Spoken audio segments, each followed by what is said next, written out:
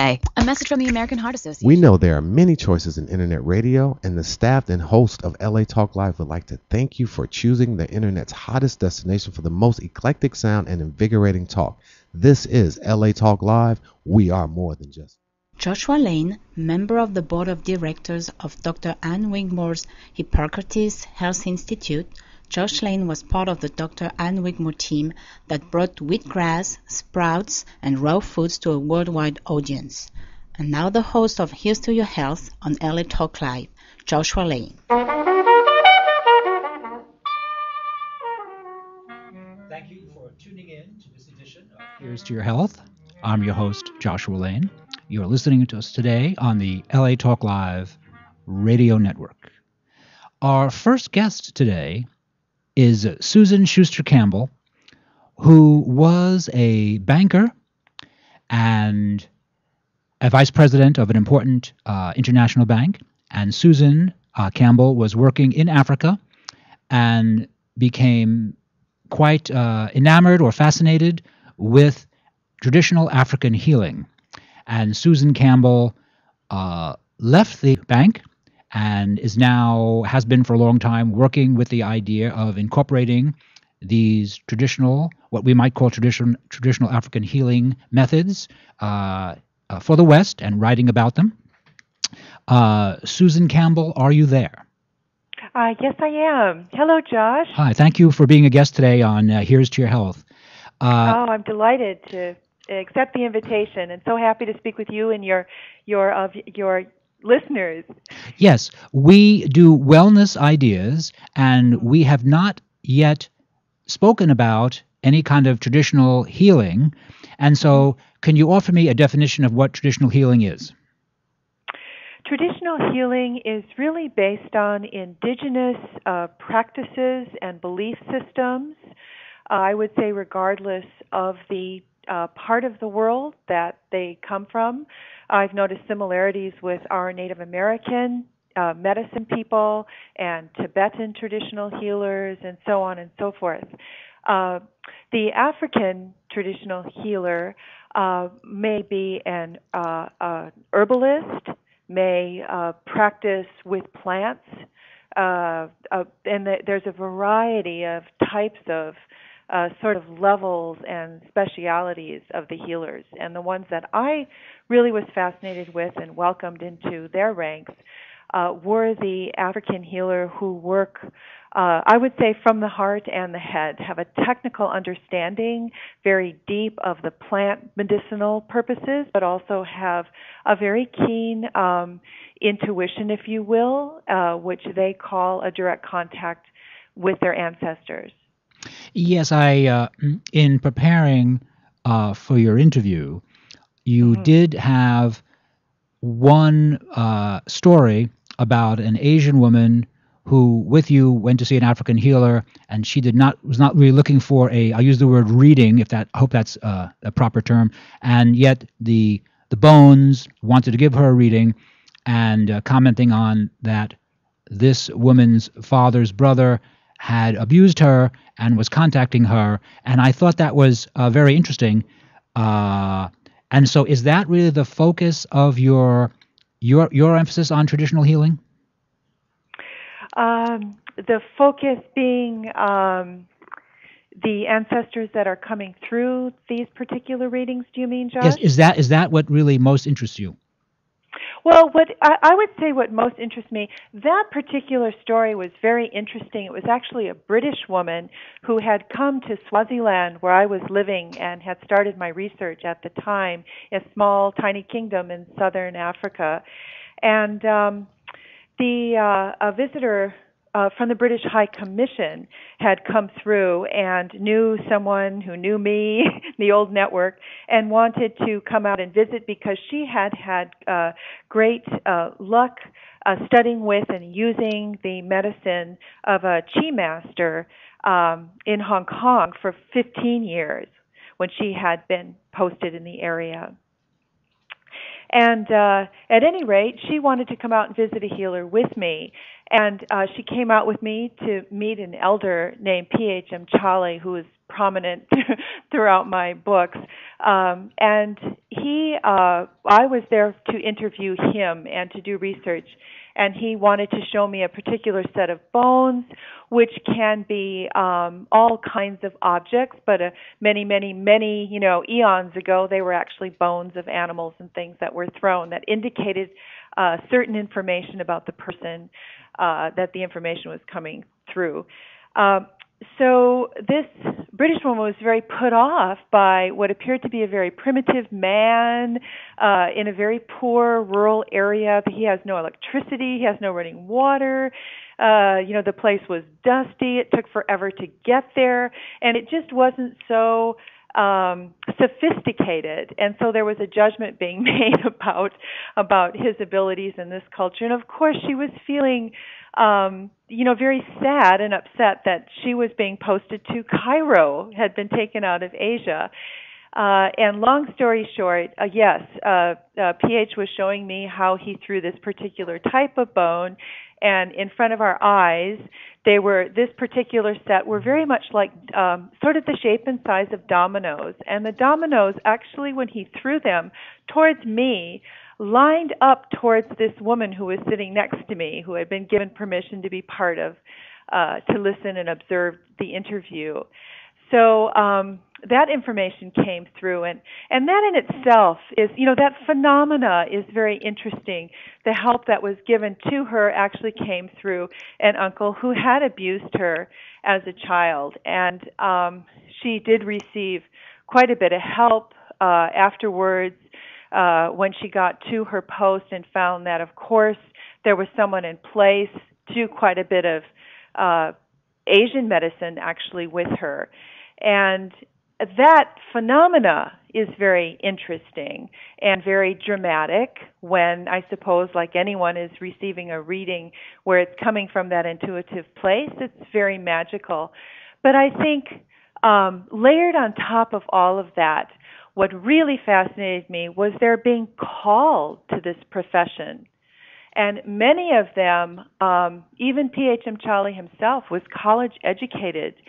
And there were many who were very Western as you and I, and yet this calling came to them that really was impossible to resist eventually, and they embraced it. But I think it's the sense of that calling to one's passion that I found very inspirational. Well, the man the healer who was using the bones, isn't that rather analogous to people who use the tarot cards and get remarkable readings through use of tarot cards? I would say so. I think that in Swaziland and in parts where this fellow was from, P.H. Mchali, and other of the healers in the Southern Africa countries, in those cultures, it is a much loved practice of the throwing of the bones. And as you will see in some of the stories in my book, many of these people were so accomplished that they really didn't need to have a tool like bone throwing or even cards or something like that, because the information was coming through them so freely when they sat with the client. But it was very reassuring in that culture to the client who had come, to the patient. So there was something very endearing about the practice itself.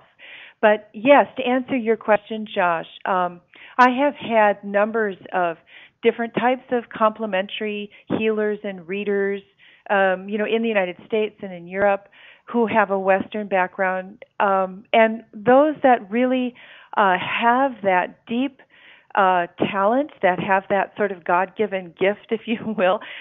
It is very similar. I think the feeling in those sessions can be quite similar and equally healing.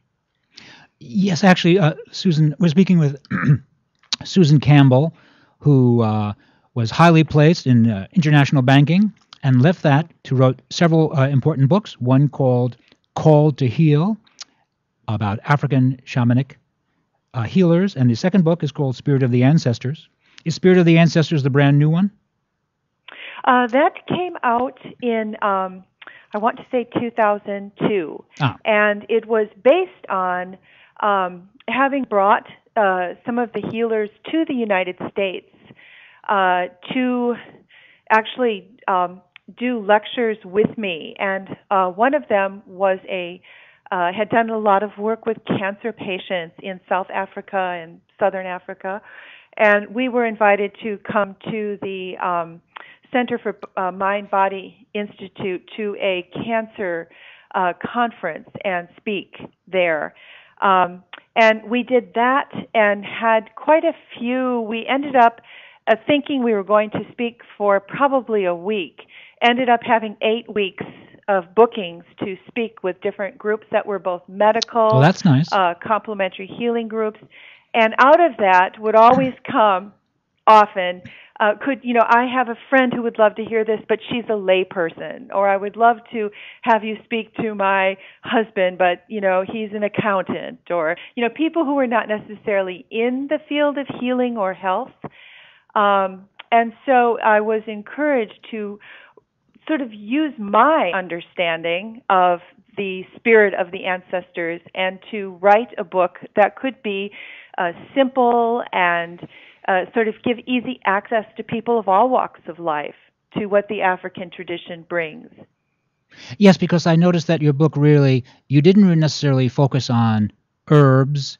No. Frankly, and also Africa being such a crossroads, like the rest of the world as well. There's been so many currents of Islamic individuals living there, and there's been such a cross current, and of course the Europeans have been there for 500 years, a little more than 500 right. years. So we have all that confluence of ideas. You're really focusing on spiritual ideas, and I guess this is just a guess now, that by percentage all over the globe, you have some people that here in the United States we call them psychics. And having been to some psychics myself who were remarkably accurate, it was just such a lovely experience to have people tell you things you think, I know that, but how could they possibly know that? It was just, for me, it was very much, it made me realize the universe was bigger than I previously suspected. And for me, that was very good. Yes, and that you, Josh, that each of us have access to a greater amount of information, and sometimes it's helpful to have that type of reading to really reconfirm for ourselves that, yes, we each can trust that information that's coming through ourselves, and it really helps to just sometimes have a reading like that with someone that you trust and know is quite capable. Yes, I've been to work with some people. I'll mention the name Iris Salzman in North Miami, who is so remarkably accurate that the police use her. And wonderful. And also Jill Dane, the daughter of Mickey Dane. Mickey Dane is known, used to have a radio show broadcast, I guess, nationally, and her daughter Jill Dane was just. These two women were so remarkably accurate that I thought, okay, it was just very impressive. And of course, I've been to some people who were not accurate, who I thought were just really kind of fakers. I won't mention their names. And so therefore, there are a lot of people around who are skillful and those who would like to be skillful, but they're not. Now, Susan, for those of you just tuning in to Here's to Your Health, we're speaking with Susan Campbell. Susan, you have a master's in international administration and a bachelor's in education. Where did you go to school?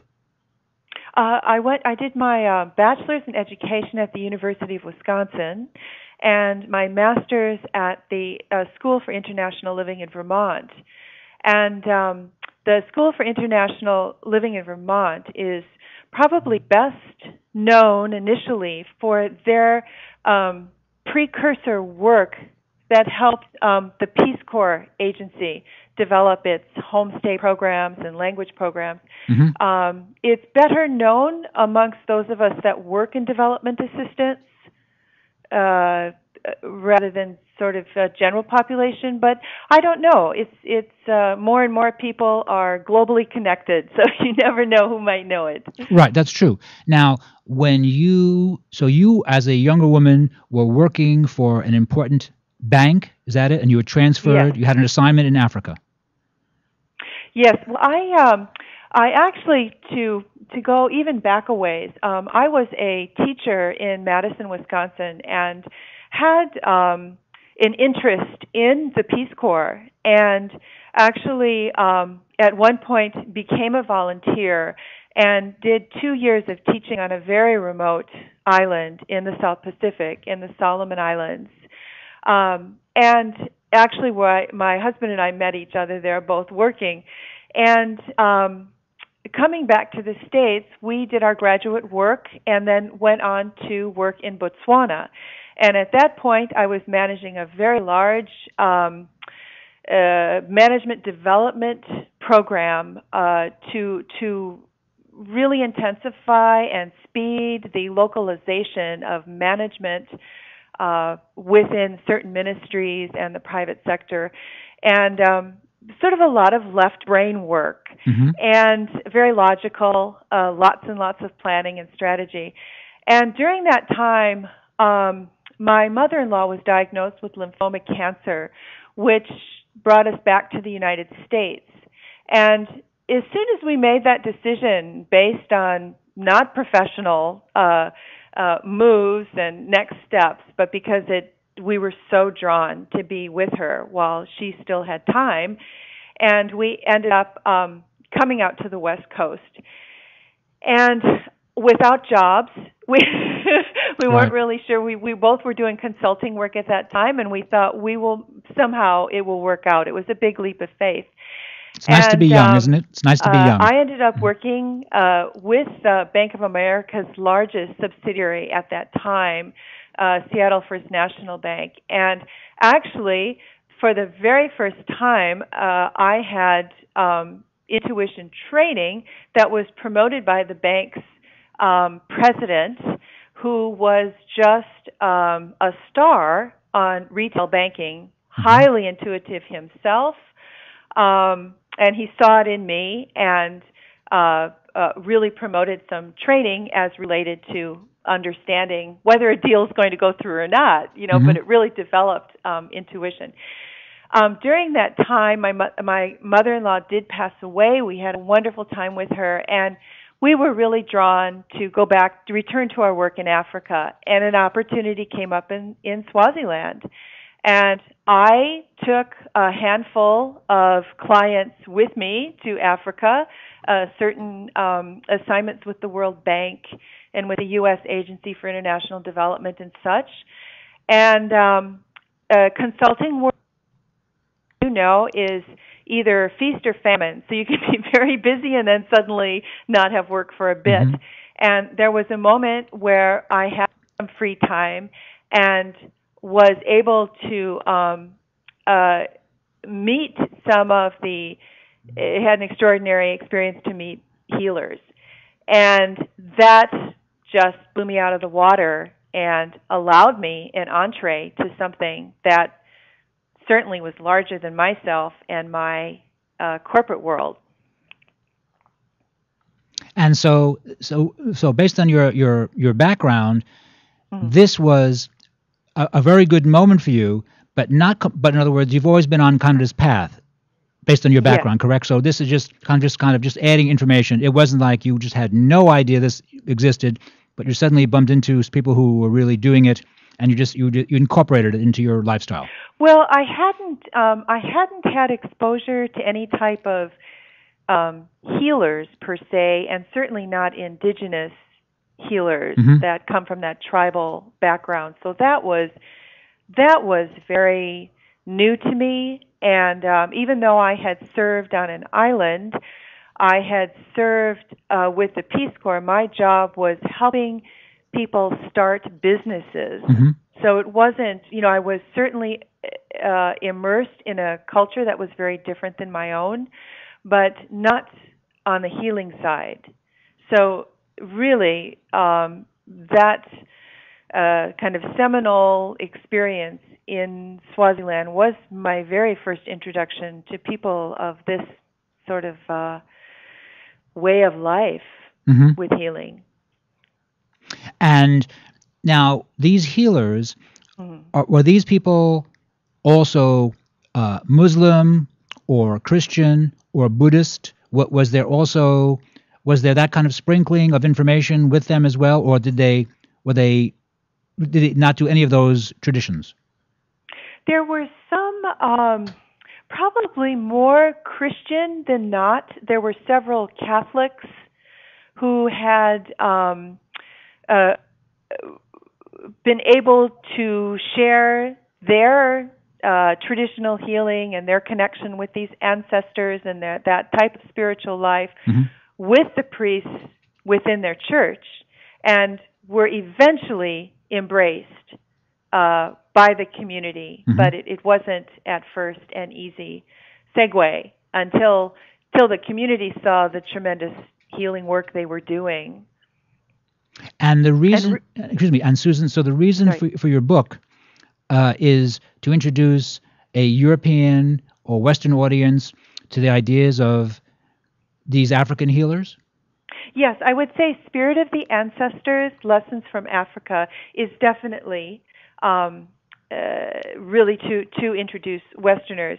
And my first book, Called to Heal, African Shamanic Healers, is really to honor this new breed of well-educated Southern African healer who's emerging and bridging the gap between the traditional and modern worlds.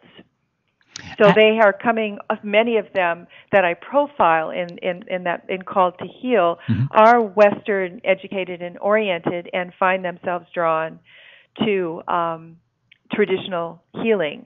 And some of the individuals that I speak of in there have gone on to, well, for instance, one of the healers I profile, Nomsa Dlamini from Soweto in Johannesburg, she drafted and presented the first piece of legislation to what was then President Mandela's parliament that showed how to organizationally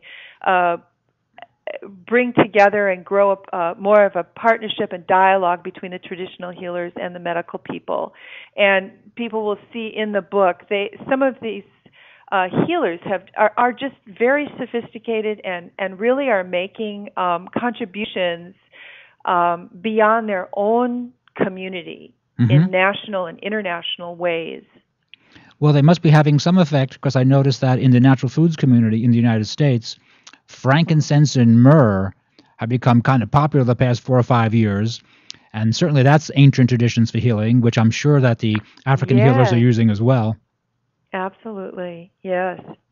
It's a small world. It does seem to be a small world. It seems to be a very small world.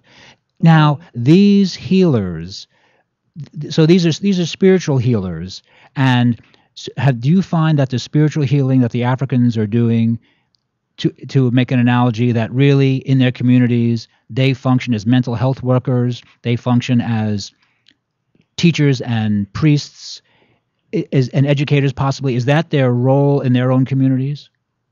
Well, I would say they are mental health workers.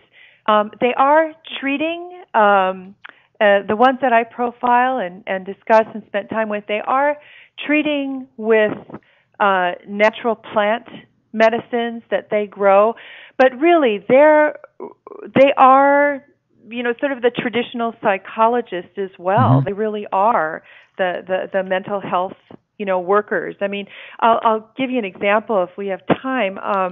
You consider an African experiencing healthcare, and regardless of their level of education, whether they did their PhD at Oxford or they have a fifth grade education, most people will have a traditional healer that they will go to, that their family has gone to, that they have tremendous trust in. But for instance, someone will go to the healer's clinic. So to begin with, they have great respect for the healer, and they'll go to a clinic, and this is a sacred site to them. So they will take off their shoes, they will bow their head when coming in. There is a moment of silence, and then an African herb is used. There is it's a very peaceful, very strong spiritual contact that's being made, even with the client, and so the patient the client then, say for instance, if the healer throws bones, uses that type of divination. So now the traditional healer, who is already very compassionate, is telling the patient something about themselves. And it's such a holistic and compassionate approach, very empathetic approach. When this same person goes to a Western clinic or hospital, they are often only going for an emergency. Right. And they certainly value Western medicine for emergencies. But it is startling for many of them to go into a Western situation, to an emergency room, for instance, that's so impersonal. Mm-hmm. So that is, certainly a difference. And the healers, one of the projects I worked on in Southern Africa was taking a look at how the traditional healers cooperated or didn't cooperate with medical doctors over the issues of HIV/AIDS. Right. You hear stories in the media that some traditional healer has a cure, and the healers that I worked with, who were many, felt very strongly that they did not have a cure for HIV/AIDS. They understood how it was passed and had a growing and massive education program underway, and sought out their medical doctors and clinics to collaborate on workshops, and really were credited with bringing some of that partnership together. And at that, in that particular instance, with HIV/AIDS, they were the first, one of the first to stand up and say, Western medicine has got antivirals. Western medicine has some relief for this.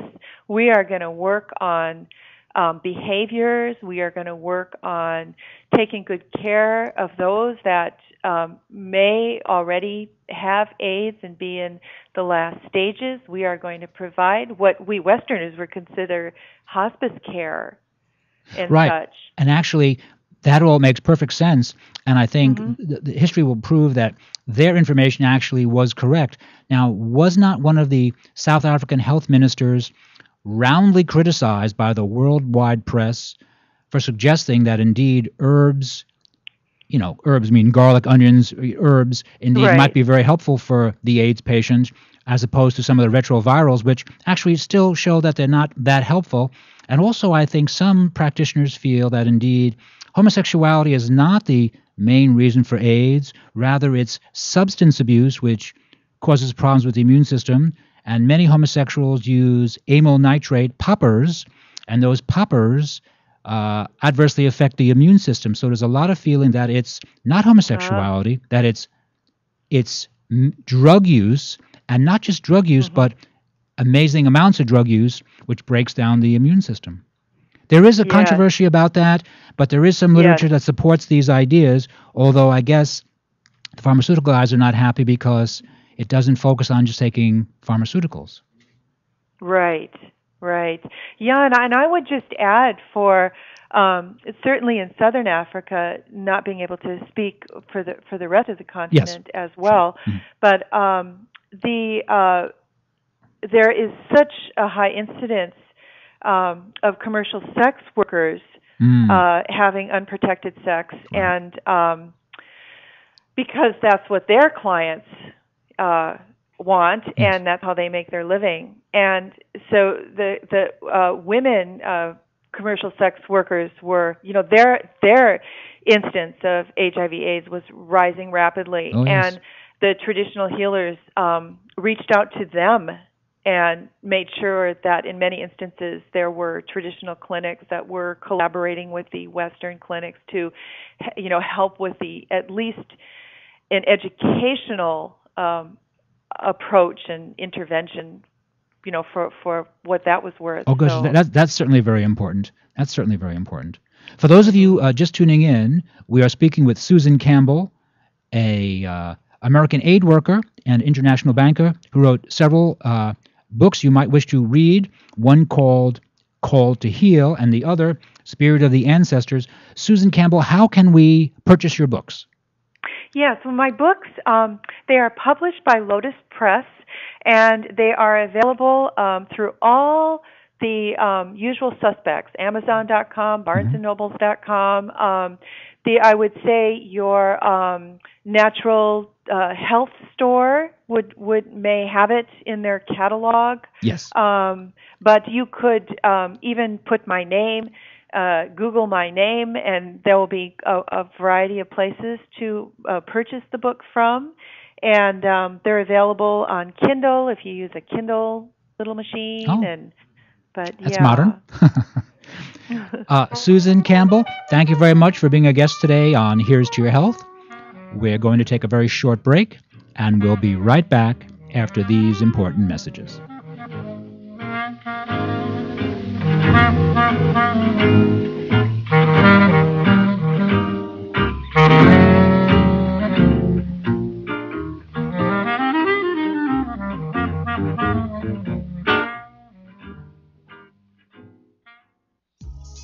Walk, run, climb, play. Solgar number 7 can help. Feel the difference for yourself. Solgar number 7 actually shows improvement in joint comfort within 7 days.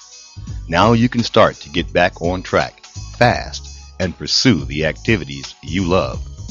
Solgar number 7 is a breakthrough in joint care with no glucosamine and no chondroitin. The advanced bioactives in Solgar number 7 help to increase flexibility, mobility, range of motion, and actually shows improvement within just 7 days. One capsule, once a day, is all you need. When stiff joints occasionally say no, Solgar number 7 says yes. Visit Solgar.com and learn more about Solgar number 7 today. That's www.solgar.com, www.solgar.com. Solgar number 7, official sponsors of Here's to Your Health with Josh Lane and LA Talk Live. Oh, your skin looks great. Thank you. What's your secret? Frankincense and myrrh oil by Ancient Essence. Frankincense and myrrh oil by Ancient Essence? Yes, it's a beauty secret used since the time of the Greeks and Romans. The spa in Malibu told me about frankincense and myrrh by Ancient Essence, and now my skin is lovely. Well, your skin looks great. Call Ancient Essence at 1-800-627-9813. Discover the secret of beautiful skin. Call 1-800-627-9813. Discover the secret. Frankincense and myrrh oil by Ancient Essence. Discover the secret of beautiful skin. Available at fine spas and beauty centers.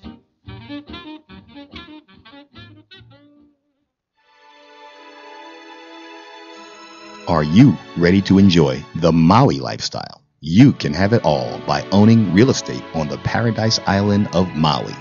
Dennis Rush, a 22-year Maui resident and real estate broker, brings his wealth of experience and market knowledge to add value to your Maui real estate understanding, providing a level of service as unique and exceptional as the island of Maui itself. The magical island of Maui was voted the most exclusive resort island in the world by Condé Nast Traveler, and keep in mind, Maui is only a simple, non-stop flight away. Hawaii Business Magazine Top 100 Realtors awarded Dennis Rush the 2011 fourth top realtor on the island of Maui. Go to www.dennisrush.com to view all of the amazing properties currently available in the Maui MLS system.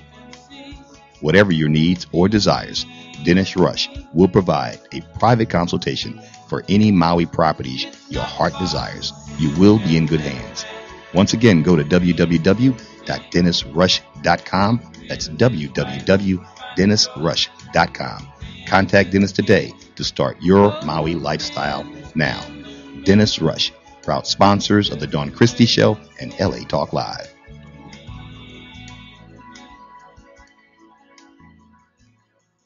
Joshua Lane, member of the board of directors of Dr. Ann Wigmore's Hippocrates Health Institute, Josh Lane was part of the Dr. Ann Wigmore team that brought wheatgrass, sprouts, and raw foods to a worldwide audience. And now the host of Here's to Your Health on LA Talk Live, Joshua Lane.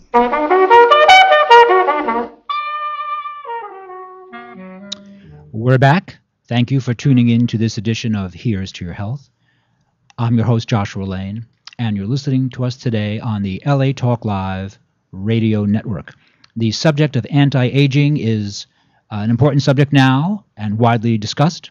My next guest, Dr. Shoreh Ershadi, is a physician who works with anti-aging and has a clinic here in Beverly Hills, California. Shoreh, thank you for being on my show.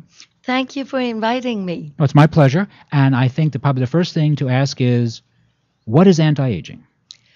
The question is why we age. Why we age. That's a better question. You're quite right. Yes, because anti-aging or preventing aging or postponing aging, those are all possibilities. Yes. Even reversing aging is a possibility with stem cell research and a lot of the new 21st century medical studies that have been done.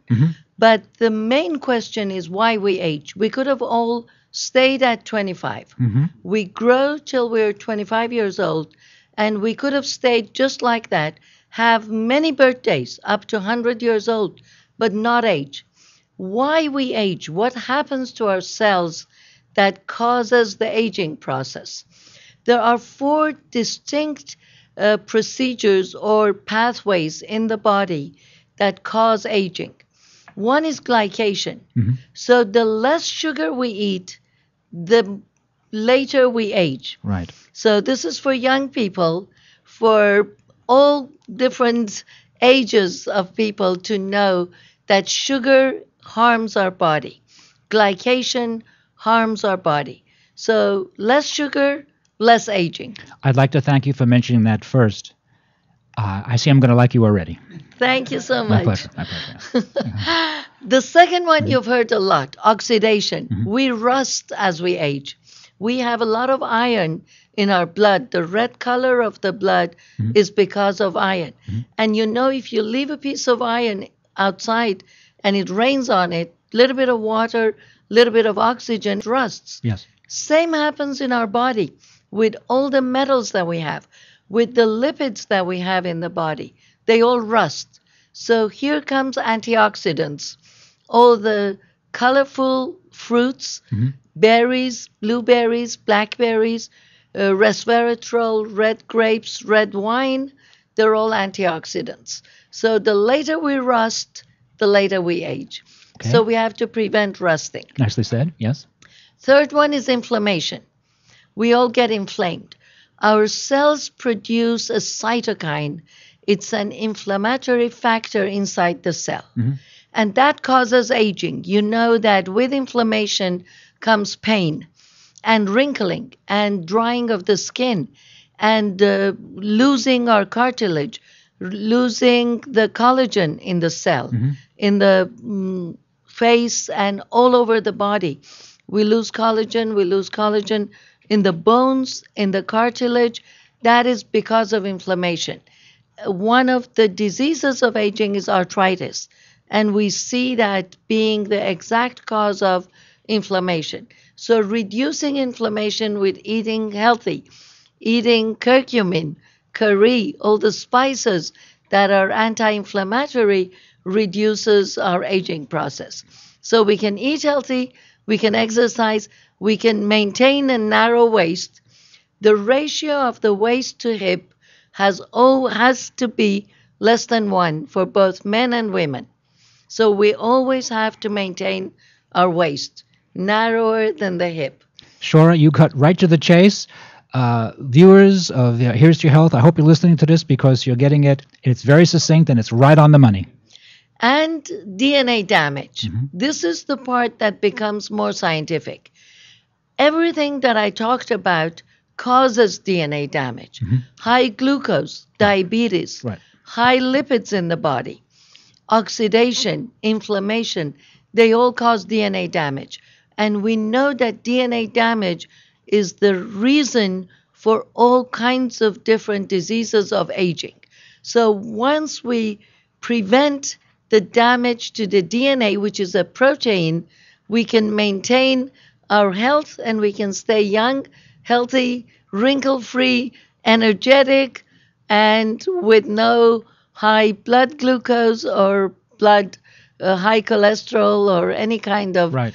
extra fat or extra lipids either in the circulation or all over our body. So we can just age trouble-free.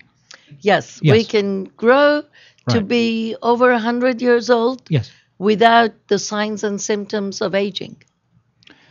Right. And actually, I completely agree with you. I think we can live to be healthy, strong, old people, actually. Sure. Yes. Sure. And smart. And by We the way- want to maintain the brain function Oh, as sure. well. Oh, no, you have to. And so what prompted you to study these ideas, which actually are still, they're not quite mainstream yet. Maybe they're approaching it, people listening to us now, but what brought you into it? I was director of clinical laboratory for, I would say, maybe around 20 years when I first started to look at coenzyme Q10 and found out that people who have higher amount of coenzyme Q10, CoQ10, do not get sick as often, even the younger people with high CoQ10. That was the beginning of it. So I put some CoQ10 in a bottle and I started taking them, gave some to my mom, gave some to my sister and said, hi, this is anti-aging, use it. And that was the beginning of Anti-Aging Institute of California. Well, that's a very good place to start. I actually like CoQ10 myself, and I find for me, on a personal level, and the literature supports this, it's very good for problems with gum recession. Definitely. CoQ10 is a very strong antioxidant. And yesterday there was an article published that CoQ10 is used as a drug, FDA approved, for preventing ALS and reversing Lou Gehrig disease. And it is working very, very well on the degenerative diseases of the nerves. So for preventing of aging and to maintain our neurological system functioning till we're 100 years old or older, we can use CoQ10 as of the age of 25. Is there a potency that you like to recommend on CoQ10? We will start with 100 milligram, but the soluble CoQ10. There are two different kinds of CoQ10. One is fat soluble and one is water soluble. The water soluble is very good altogether, but I like the fat soluble mainly for neurological purposes because 95% of our brain is fat, and we want to maintain the healthy fat, the healthy lipids in the brain and in our nervous system. And so do you use the Japanese manufacturer? Exactly, yes, yeah. And we have a high quality, high soluble CoQ10. Listeners and viewers can go to the site beforeyouage.com. Beforeyouage.com. Yes, it's for before you age and while you're aging. Letter B, number 4.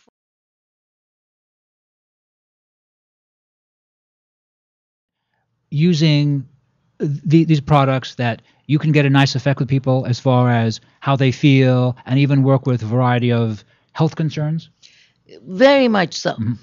We cannot claim, according to FDA and regulations, that we treat diseases. And we don't do that. We're not even going there. But we are preventing, and we know that we can prevent all kinds of diseases.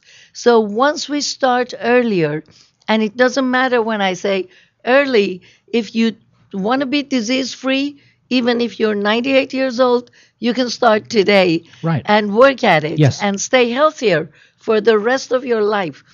And starting at 25, because from 0 to 25, we are growing. At around 25, we stop growing, and then we go downhill. Before, even about 200 years ago, average life expectancy was 40 years because many children would die. And if you would have looked at your grandmother at 40, she was an old lady, or my grandmother was 32 when she became a grandmother. But now when you look at a 32-year-old woman or a 50-year-old woman, they look young, they look healthy. Same with men. We have products specifically for women. It's called women over 40. It's called Don't Pause. for menopause. Good name? It's for perimenopause, starting at 40 years of age, and we prevent the 45 symptoms that menopause brings. And this is not something that we can avoid. All women would go through menopause. Right. Some would go through it earlier, some would go through it later. But osteoporosis, wrinkling, arthritis, diabetes, loss of memory, loss of sex drive, these are all part of the 45 symptoms that every single woman would experience. And women think of menopause as hot flashes. It's not. Hot flash or cold flashes is one or two of the symptoms. There are 43 other symptoms of menopause. And once we start early, at around the age of 40, we can prevent them. Yes. Yes, absolutely. I know one woman who said menopause affects women from head to toe.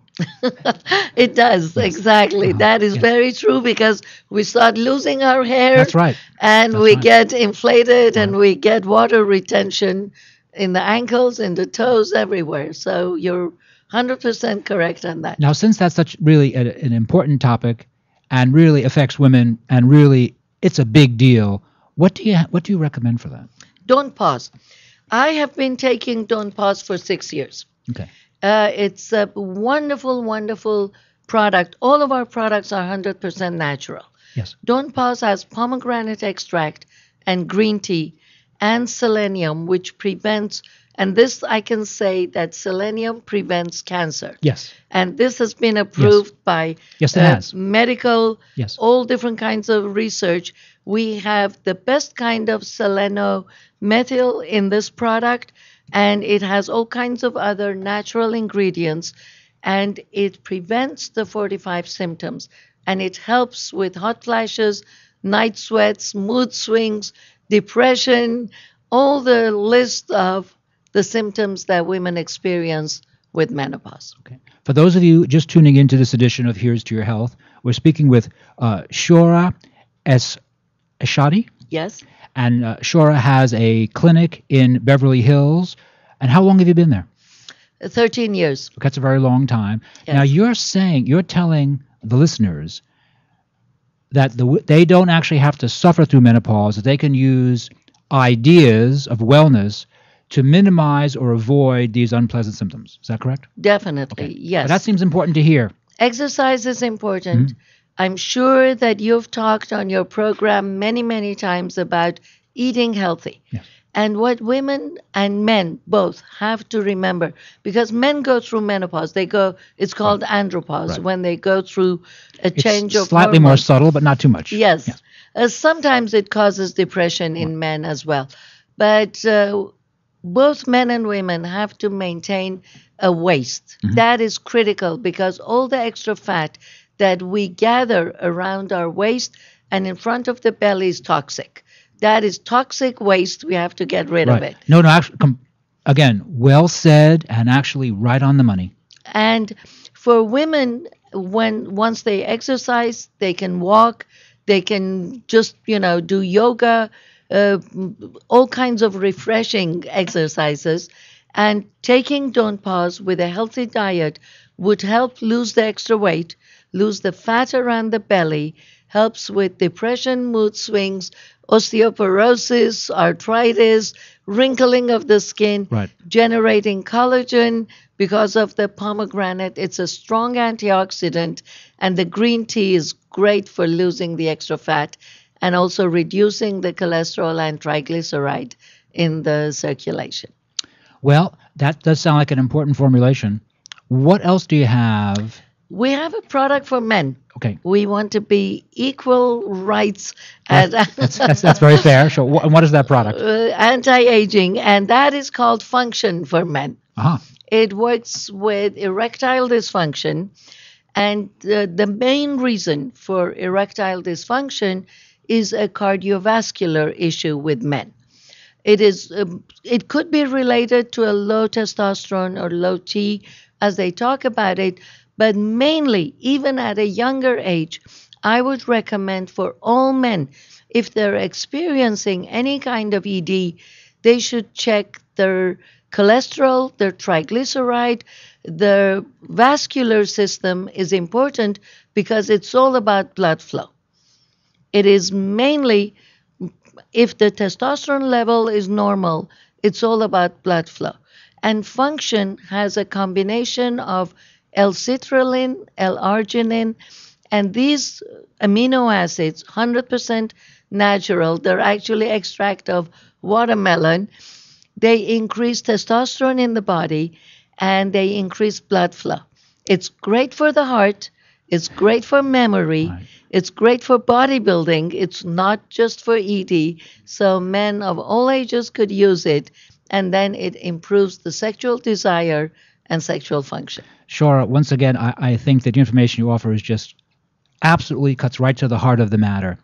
But how can people contact you at your clinic in Beverly Hills? We have an 800 number, 800-370-4080. Mm-hmm. The other regular number is 310-858-7006. The website is Before You Age. Before You Age. Letter B, number 4, letter U, AGE.com. And your clinic is in Beverly Hills, California. We're on the corner of Rexford and Wilshire, and we're open 9 to 5 weekdays, actually. And one nice thing, I do like the fact how you point out that erectile dysfunction is circulatory. It's a question of circulation. And frankly, I think that's really the heart of the matter.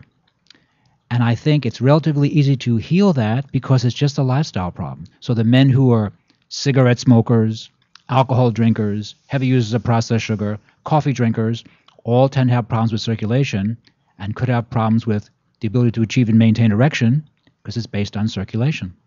And for some reason, the orthodox physicians seem not to like that. Well, it's prevention. Right. And even though it's difficult to say this, doctors would like to have patients. Yes. We do not like to have patients. We don't want to even see patients at our clinic. Everyone all over the world can go to the website and order the products, and we will ship it out to Australia, to China. We ship to Canada. We ship all over the world. And in United States, shipping is free. So all over United States, your listeners can order the products and get them and stay healthy. And even though they need to see their physicians for a checkup, they don't need to become patients. I don't call my patients patients. Right. We have clients at Anti-Aging. We have young, healthy clients that are 100 years old. Actually, my oldest client is 107 years old, and he takes function for men. Good for him. Good for him. And I'm sure he's happy to come, chat with you on the phone or come to your clinic. They don't have to come. Honestly, we don't need to see anyone. I would love to see my clients, and I see them socially, but we don't do anything. We don't treat diseases. We just prevent them. We postpone them, and we reverse them. It is a lot easier than going to the hospital and treating diseases which are so easily preventable. Right. And so your thinking then is the average baby boomer who puts a little bit of effort out can actually certainly live to be 100 and be nice and strong and clear. Actually, by the year 2050, the average life expectancy would be 98 years old. So.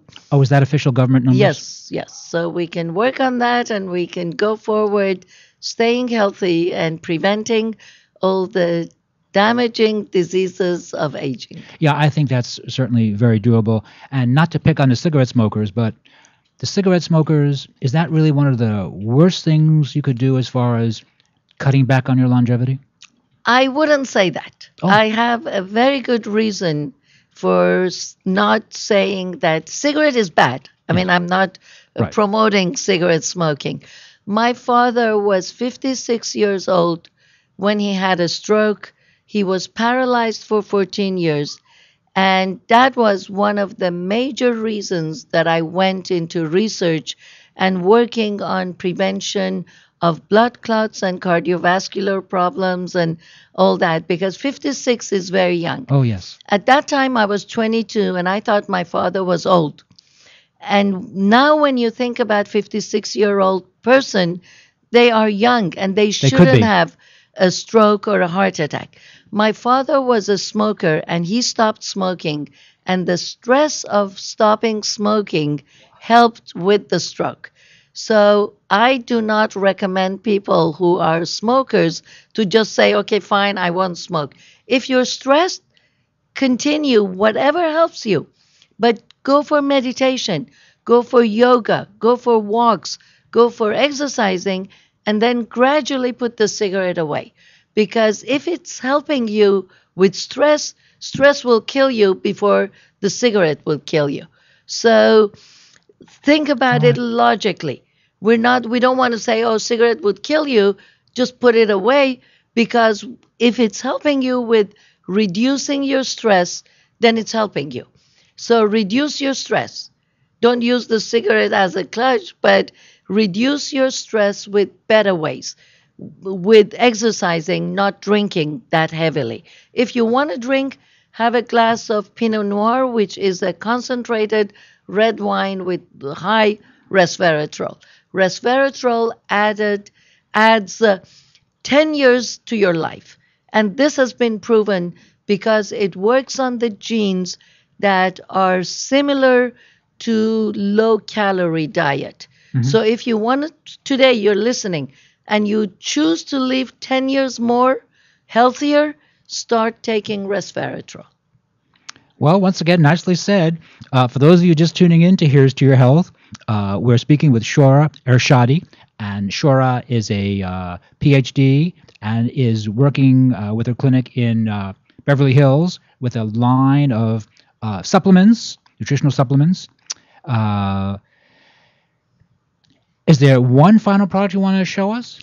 The green coffee is the weight loss product. Yes, very popular now. Very popular. Our green coffee is special because it has a touch of tyrosine, which makes the thyroid gland work better as well. So we get a lot more energetic and we lose weight. And it works because I've taken it and I've lost 6 pounds in over a month. You can lose 1 to 2 pounds per week, which is very healthy. Sorry. It is. No, and green coffee bean, it's not instantaneous weight loss, is it? It's like, isn't it more of like a 4 to 6 week period? Exactly. It's 1 pound a week if you don't diet, 1 to 2 pounds per week if you diet and exercise. So if you want to stay young and healthy and have a nice narrow waist and a good ratio of waist to hip, it's good to start, and without any extra efforts, you can lose the extra pounds. Well, sure. Thank you very much. And please, once again, give us your contact information. beforeyouage.com, letter B, number 4, letter U, AGE.com. My email is there. All the phone numbers are there, and people can question whatever question they may have through email and or call us, and I'll be glad to talk to them. Well, thank you very much. We're speaking with Dr. Shoreh Ershadi, and you're listening to Here's to Your Health on the LA Talk Live Radio Network. I'm your host, Joshua Lane. We're going to take a short break, and we'll be right back after these important messages. Thank you.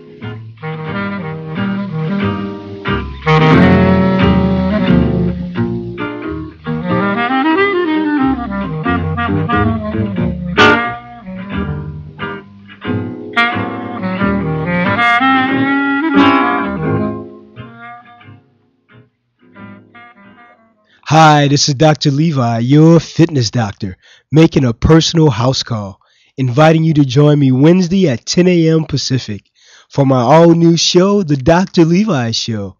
Join us as we discuss fitness, health, and well-being, including emotional and spiritual health.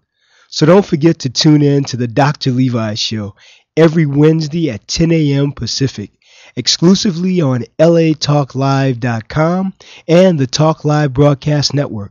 You can also catch us on iTunes, Radio R&B, or watch us on Ustream.tv, or catch us on the Live 365 network, and now on Radio Flag and Stitcher Radio. Reality radio handcrafted for your listening pleasure. This is LA Talk Live, and we are more than just talk. Hello world, how you living? This is Dee Brex, your host of the all-new rap project here on LA Talk Live. That's latalklive.com. Or you can find me on iTunes Radio in the R&B section. That's the rap project every Wednesday at 7 p.m. Pacific Standard Time. That's Wednesdays at 7 p.m. West Coast time, so don't be late. On the rap project, I will be playing the very best of rap and hip-hop that goes beyond the ordinary. So connect with me, your host, Dee Brex, the rap connoisseur, on the rap project every Wednesday at 7, right here on latalklive.com, where we are more than just talk.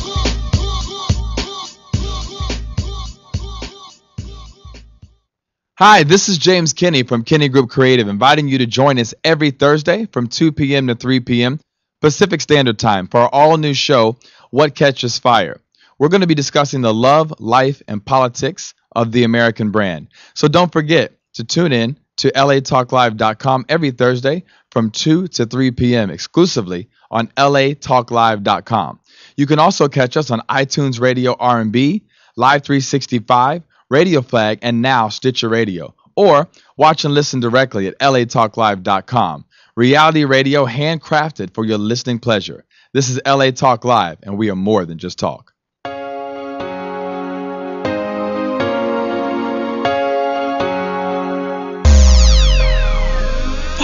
People, it's Jennifer Top here from StarCam. You guys might know me from the red carpet, catching up with all stars, but guess what?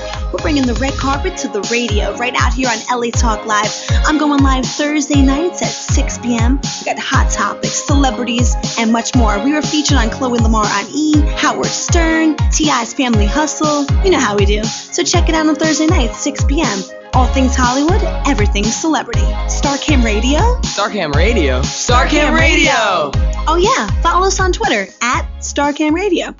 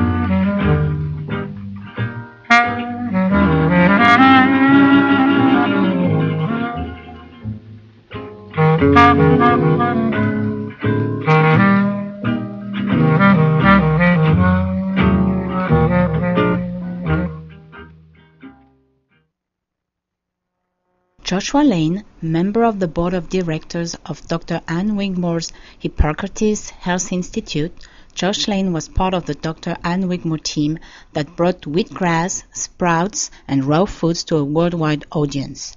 And now the host of Here's to Your Health on LA Talk Live, Joshua Lane.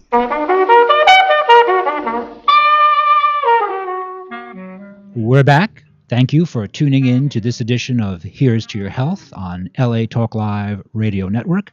I'm your host, Joshua Lane, and our guest is FairHaven. FairHaven is a company that specializes in supplements for people who would like to conceive and to carry successfully. Ethan, are you on the line? I am. Good. I'm actually joined by our Director of Product Development, Suzanne Munson, and we're both here and excited to be here and appreciate you having us on. Well, Ethan and Suzanne, welcome to Here's to Your Health. I was unfamiliar with FairHaven before we were introduced, and so the purpose of your company is pregnancy and wellness?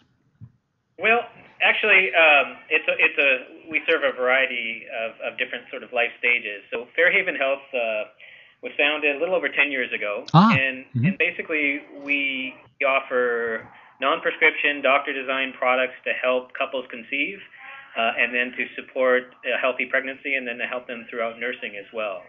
So things on the fertility side, such as fertility supplements, ovulation prediction tools. We even have fertility yoga DVDs, a variety of products, really a broad range of natural products for couples that are trying to conceive, and then really an assortment of prenatal vitamins, stretch mark creams, products to ensure a healthy pregnancy, and then products also to support her throughout her breastfeeding experience. And do you find that these ideas, the idea of the value of nutrition, that they now enjoy greater currency than it did 10 years ago? Is it easier now to recommend these to people? Yeah, I definitely, and we particularly see that on the trying to conceive side. I mean, infertility is obviously a big issue that impacts a lot of people. Roughly 1 in 6 couples, will experience some form of infertility. Yes. And it's also not an issue that affects just the female or the male partner. It's really both about equally.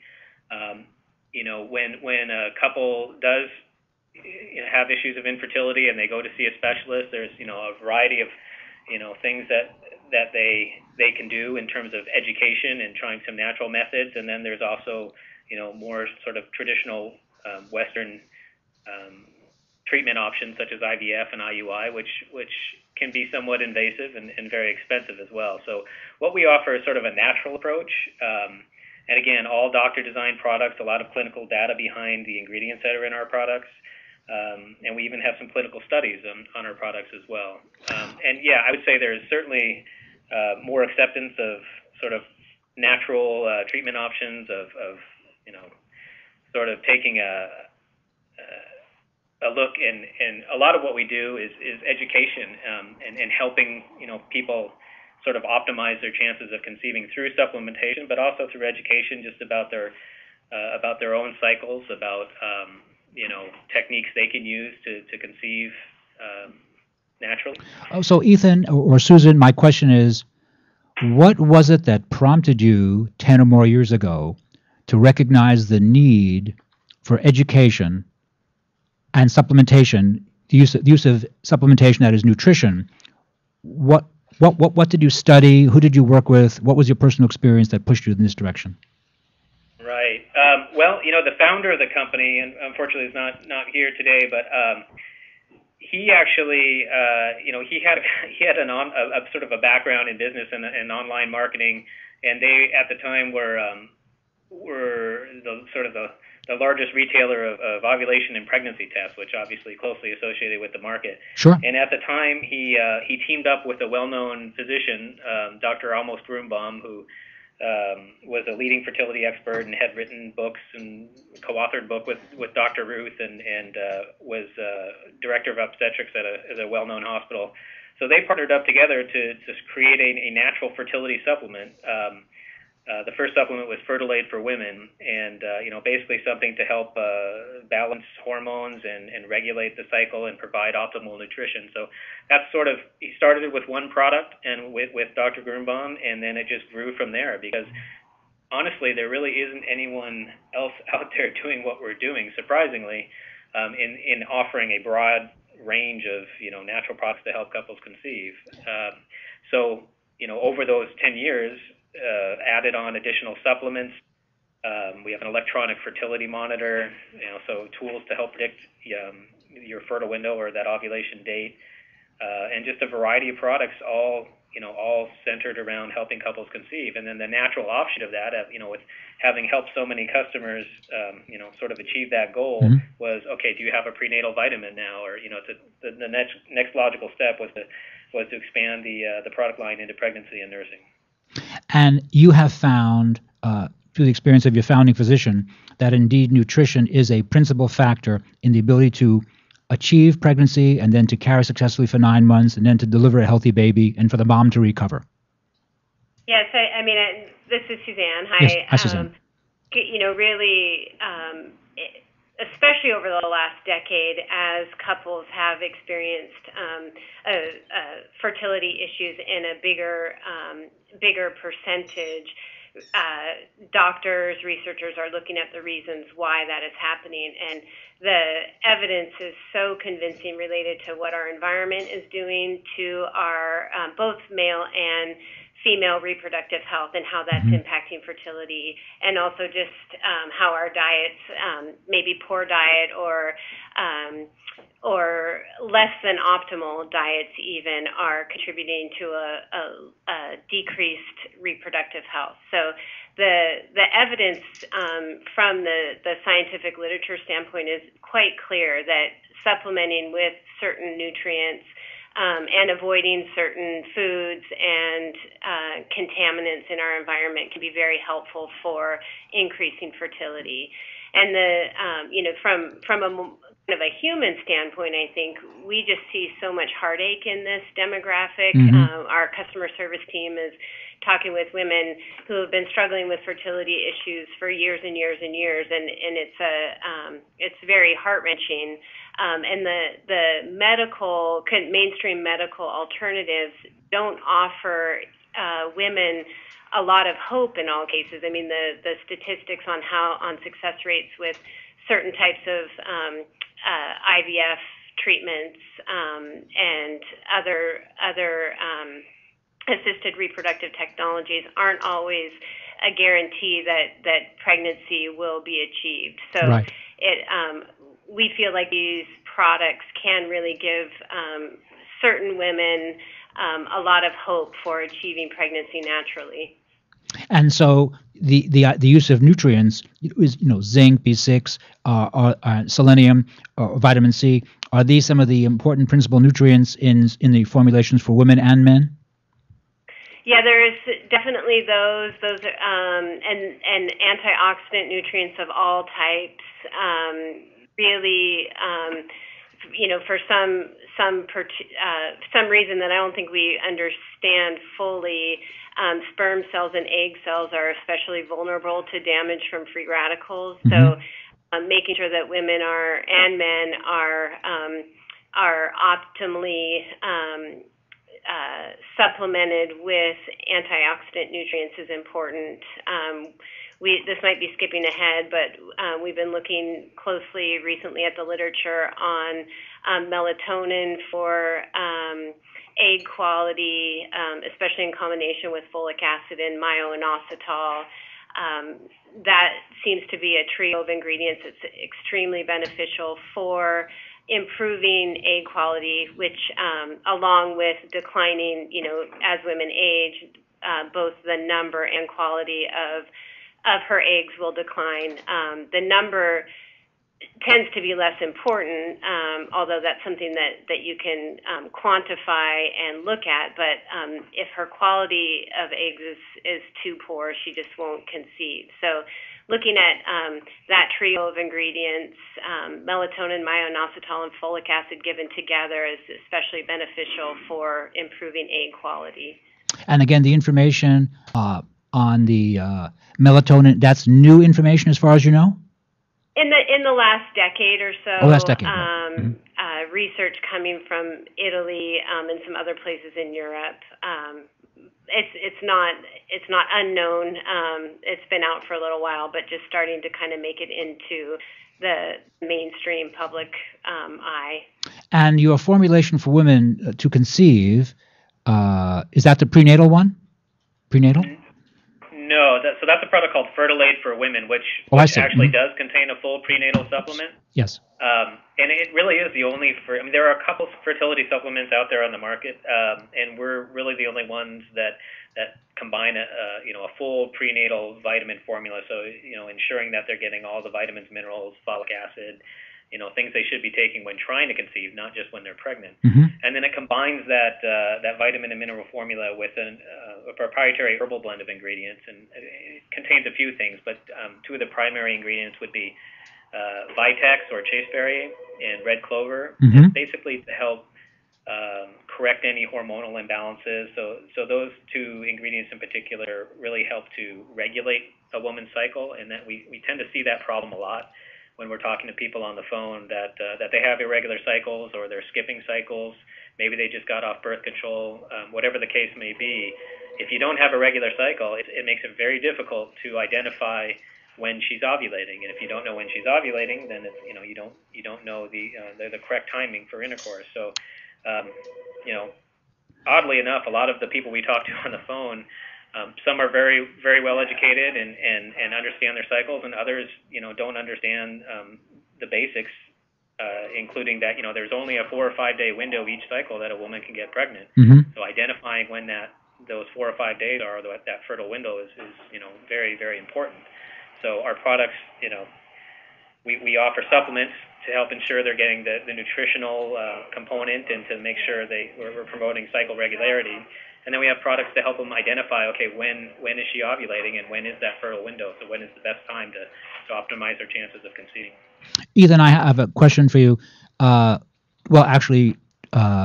first part of the question is, if a woman was to improve her nutrition using your multivitamins, etc., would that help her have the period be more regular? And is the number I've heard bandied about that when a woman becomes pregnant, her nutritional needs increase 20%, a roughly accurate statement?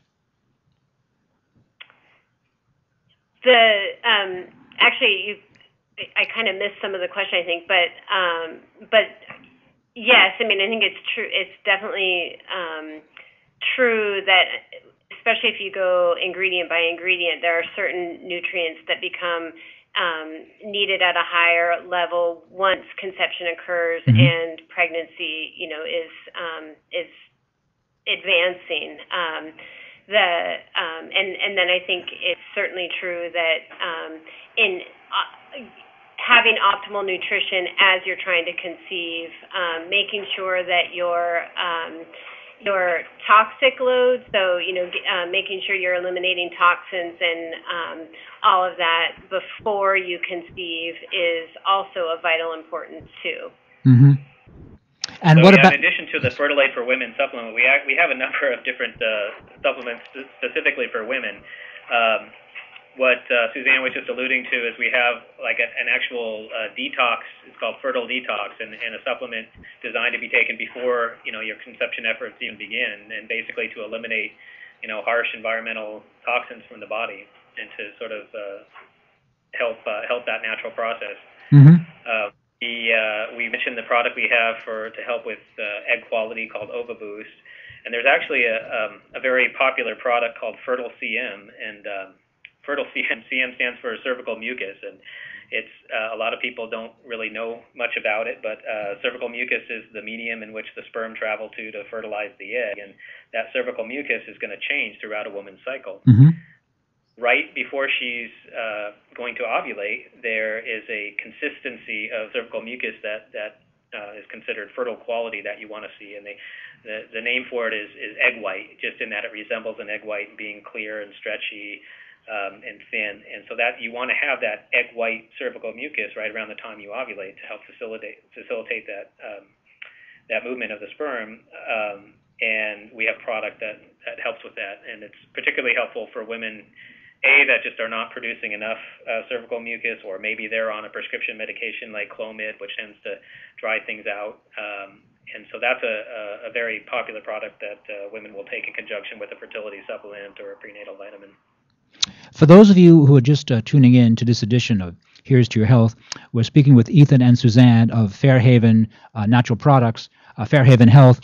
And FairHaven, been around now about 10 years, specializes in products that promote and enhance fertility, the ability to have healthy children. Seems like a very important idea that luckily I think people are starting, not everyone, but many people recognize the importance of nutrition. And how can we contact you? Well, the best way is you can visit our website, FairHavenHealth.com, www.FairHavenHealth.com. Mm-hmm. You can send us an email at info@FairHavenHealth.com. I'm always happy to have people give us a call.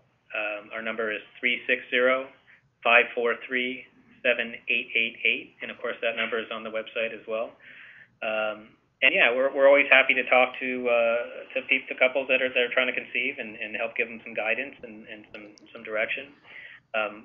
Whether it's products for women, we have products specifically formulated for men to help increase sperm parameters like count and motility and morphology, ovulation prediction tools, and then again beyond conception products to help with pregnancy and nursing as well.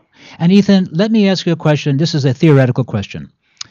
If you're working with a couple who has been unable to conceive, and the men and the husband and the wife both began to take nutritional supplements, is it very possible that very quickly, within several months, that this couple could conceive a healthy child? Oh yeah, absolutely. Right. I mean, first of all, it's not easy to conceive necessarily. I think the average is, for an average couple with no fertility issues is going to be around 6 months, 6 to 8 months. So again, there is a brief window of time in which the woman can actually achieve pregnancy. So identifying that time is important. But we talk to people every day, and it's really some really compelling, moving stories. It could be people that are just trying to start the conception efforts and just want to be healthy and do everything they can. We talk to a lot of people that have been trying for years and have spent tens of thousands of dollars on assisted reproductive treatments like IVF and just haven't had success. And it just came down to a matter of regulating the cycle and taking a more natural approach. A lot of women these days are waiting longer in life to conceive for the first time, and so it does get a bit more difficult as you age. So we do hear from women in their late 30s and 40s who are having a difficult time, and that's really one of the reasons we developed that OvaBoost product to help with egg quality. So we certainly don't want to make the claim or the guarantee that our products are going to work for everybody all the time, but we do think it is a good first approach to take. It's safe, natural, it's very affordable, and I can tell you in the 10 years we've been around, we've literally have tens of thousands of success stories. And if you do visit FairHavenHealth.com, we post all the reviews we get from customers, whether positive or negative, and predominantly they're very positive, and a lot of them are really quite touching in terms of what they've been through. And being able to achieve pregnancy just via natural methods. And Ethan, we're speaking with Ethan from FairHaven Health. What is in the OvaBoost? I'm sorry, I missed the end of that question. Yeah. What is the what? What are the ingredients of the OvaBoost? Well, the three primary ingredients, Suzanne was talking about the research done earlier, are myo-inositol, folic acid, and melatonin. And that's where the bulk of the clinical data lies that came out of Europe a few years back. And there's been a couple studies, and it showed very, positive impact on egg health. In addition to those ingredients, Suzanne, you want to talk about what else we added to that formula? We wanted to add in it, melatonin obviously is a very powerful antioxidant, and that's, even though it's well known for its ability to help sort of regulate sleep cycles, in recent years it's really been talked about more as for its antioxidant quality. So we, in addition to that ingredient, we wanted to add another group of antioxidants. So we've got coenzyme Q10 in the product, and alpha lipoic acid, and grapeseed extract as well. So it's really meant to help protect egg cells from antioxidant damage, and then with the coenzyme Q10 help egg cells be able to generate the energy that they need to do the work that happens once conception occurs. So with poor egg quality, that it impacts fertility in a number of ways. One, it just makes it more difficult for the sperm to actually fertilize the egg. And then in the event that the sperm is able to fertilize the egg, if the egg is of poor quality, it may not implant properly, once conception has occurred. So, and then finally, the older our eggs get, the poorer quality they become. There tends to be more chromosomal abnormalities that might lead to miscarriage. So, kind of addressing all those three things by giving egg cells the antioxidant mechanisms that they need to protect from free radical damage, as well as the ability to produce enough energy to do the work that they need to do. Well, Suzanne, the ideas you outlined seemed certainly safe and very cost-effective. Are you seeing acceptance by physicians throughout the United States and possibly the world? Yeah, that's actually a really good question. I mean, we, as you might imagine, sometimes our philosophy doesn't find a soft ear in some circles related to fertility. The one thing that we do see is there's a real nice match, especially with our OvaBoost product, with fertility experts that are doing IVF. So the research is compelling enough that the fertility specialists who are working with women in things like IVF are seeing, yes, our success rates can be enhanced if we make sure that our women are supplementing with these ingredients like melatonin and myo-inositol. It also, that same thing works on the side of with male fertility. Certainly when fertility experts are working with couples in an IVF cycle, they want to make sure that the male sperm health is as optimal as possible. So there's compelling research, again, on how antioxidants can be helpful for that, as well as other ingredients. So we do see some interest in fertility experts with our products, and hopefully more and more as the evidence becomes even more convincing. And beyond the fertility clinics and IVF clinics and such, yeah, a good percentage of our sales are actually coming as referrals from OBs, from naturopaths, from that's good. Nurse practitioners, from nurse midwives. So there is definitely acceptance within that group, and it is growing more on the sort of the Western traditional medicine side. We don't necessarily market to those folks very much, but they are hearing about our products, and we've had a number of couples that have struggled to conceive, and we particularly see this with the male partner, where they have a very low sperm count or issues with motility, and they take our products. We have 3 sort of core products for men to help improve those sperm parameters.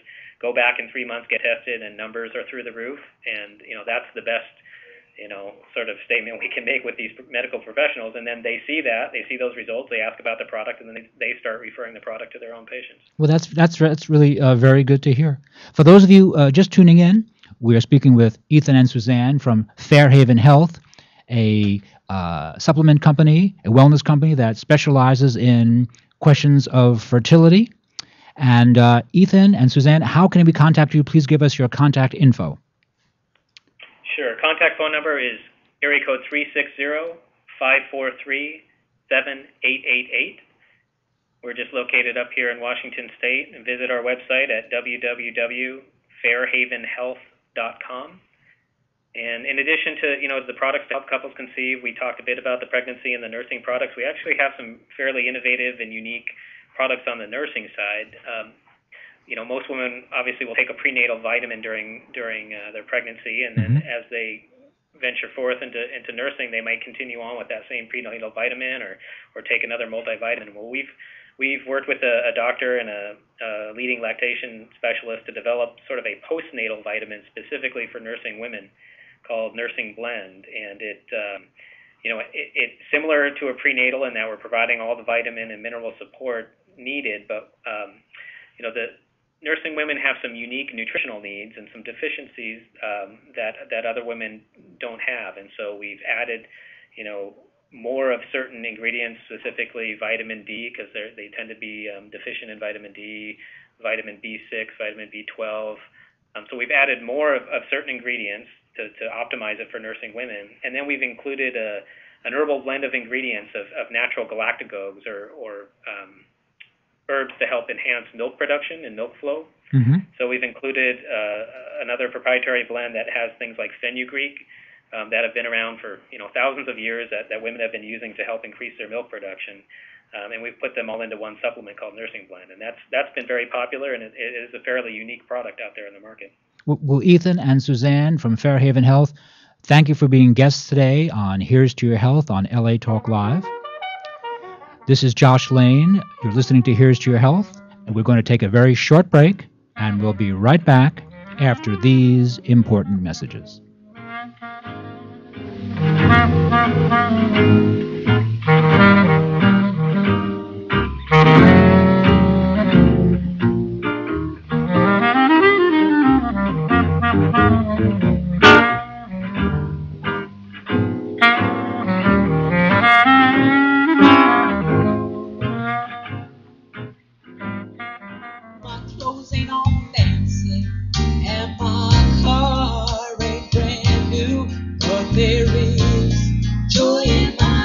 Hello, I'm Joel Ramirez. And I'm Lolita Robinson-Coppage, and welcome to Joy in My House on LATalkLive.com. Inspirational radio with a touch of recovery. A reality show where nothing is left unsaid. And no one is insignificant who says it. Exclusively on LATalkLive.com. You can also catch us on iTunes Radio R&B or watch us on Ustream TV. Reality radio handcrafted for your listening pleasure. This is LA Talk Live, and we are more than just talk.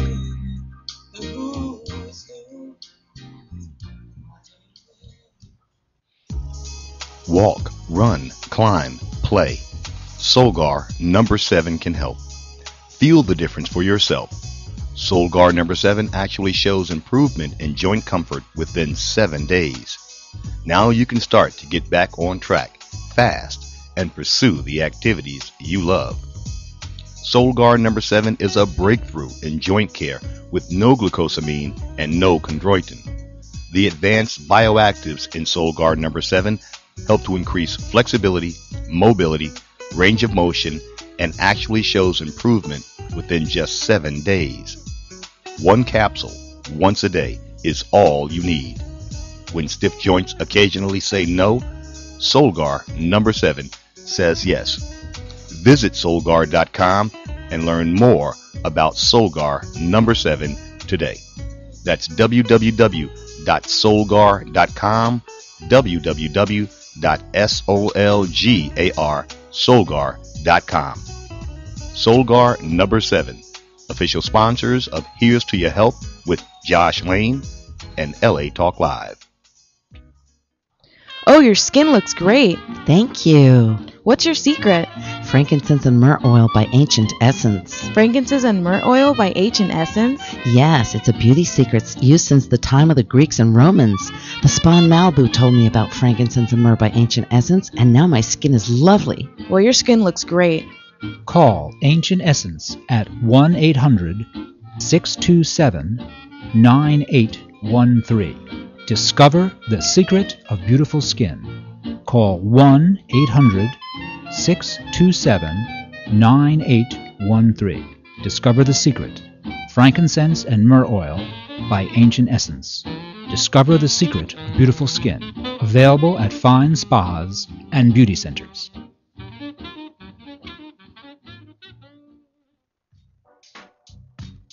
Young Connection, your one-stop connection for all your graphic design and commercial printing needs.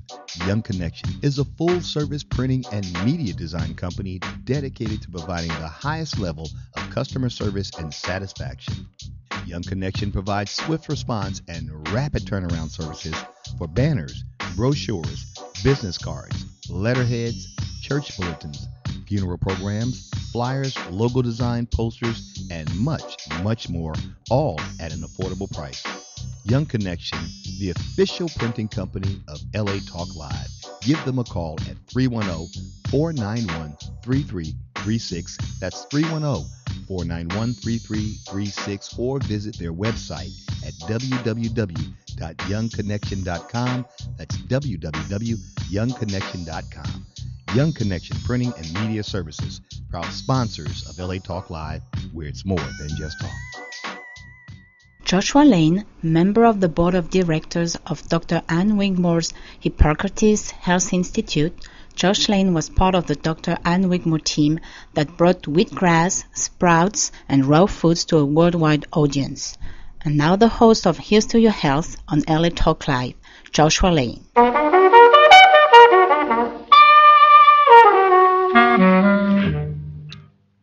We're back.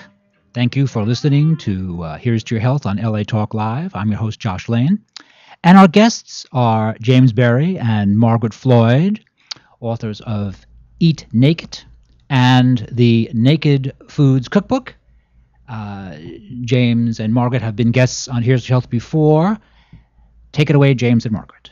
Well, hello. Hello. Thank you so much for having us back. Our So pleasure. we are here today to talk about our Naked Foods Cookbook because we are going to show you how to make salad dressings in basically, 2 to 3 minutes. Good. Yeah. But first we want to have a little conversation about fats and the difference between good and fats, because there's a lot of misinformation out there about fat. So when we think of good and bad fats, typically we think good comes from a vegetable, bad comes from an animal, or good is unsaturated and bad is saturated. And it's actually really not that simple. There is something as a good and bad fat. That's definitely a good distinction, but it has everything to do with quality and with how you use it. So that's what we're going to focus on today. We're going to talk about some really good quality oils and fats to use, and the different ways that you can use them so you can preserve the value of that. And two such good fats that we brought today that are really for cooking, okay? So these are not going to be for the salad dressings. That's why we want to show them to you first. First we have coconut oil, but not just any coconut oil. This is similar to olive oil where it's cold pressed. It is extra virgin coconut oil. So that means it has not been refined. And this is actually from an amazing company called Radiant Life, who really quality checks everything they do, and they were so kind to let us share some of their coconut oil today.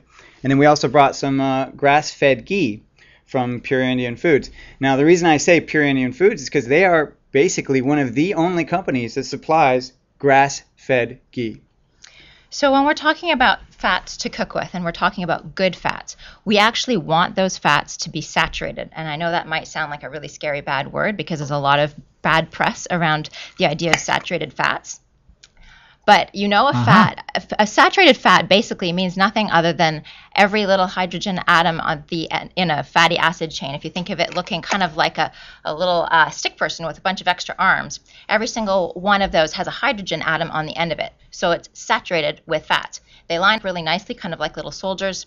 They're very stable. Right. And that means solid at room temperature. Solid at room temperature. That's your easy way to know something is saturated. That means that it's actually ideal to cook with, because if you are heating an oil, you don't want it to go rancid. And so you want that oil to be really stable. So you want to stay away from poor quality saturated fats, and that's when we talk about things like just, things coming from conventionally raised animals, or even over refined vegetable oils are going to be poor quality. So we want minimal refinement, and if it comes from an animal, you want it to be from a really healthy animal, which is why we talk about grass-fed with the ghee. A lot of people wonder, well, so I can use butter. Well, absolutely use butter, but low heat, because butter will burn. It's the protein solids in the butter that burn. However, ghee is clarified, meaning that the protein solids have been removed. So it's just the fat. So you can use ghee for cooking popcorn, for anything that's higher heat. You could even use it for deep frying. Deep frying, yeah, absolutely. if you Same with coconut oil. Now, the reason coconut oil, you might want to kind of switch between the two is because, coconut oil does leave a coconut flavor to the meal. So I love using this for baking. I love using this for Asian sautés. What else do we? Eggs actually taste really, surprisingly, eggs taste really good with coconut oil. You wouldn't think so, but they really do. And then ghee, anytime Italian dishes, Mexican dishes, definitely Indian dishes, that's where it originally comes from. And what's kind of cool is with Pure Indian Foods, they actually sell flavored ghees, and it's naturally flavored. So they have like garlic ghee, Italian ghee, herbs de Provence. It's like that's kind of fun, but really you can just get plain, ideally grass-fed ghee, 100% organic if it's from Pure Indian Foods, which actually Radiant Life actually provides their products, so you can get it at one-stop shop. Just one other little comment about ghee for those of you who missed that. James said it kind of quickly in there. So ghee actually comes from butter. And what we do is, if you know, when you heat butter, you get those little white bits on the top, and then you get the oil. Well, ghee is the clarified oil without those little white bits, which are the proteins, which is what tends to burn when you heat butter. So this is a way that you can use it at a higher temperature and also preserve the stability of the oil without having any burnt bits, because you don't want that in your cooking. So that's why we talk about ghee. And also another thing in terms of ghee that's a benefit is if you have someone who has a lactose problem or who is allergic to dairy, and most allergies come from the proteins, casein or whey, as opposed to the actual butter oil. Most people with dairy sensitivities can actually still consume ghee. So if you're not sure, you can just, a really good test actually is you can just take a little bit of it. You can do this with any food, and you can just actually put a little bit of it on your wrist if you have a severe allergy and sleep with it overnight. If you wake up in the morning and there's no kind of irritation, then you're fine. If you wake up in the morning and there's a little bit of redness, it's kind of like a sort of long version of the prick test they do at the doctor, at the allergy doctors. Then there'll be a little bit of redness. That means that your body is sensitive to it and you can't eat it. So that's just a little extra tip for you guys. Very cool.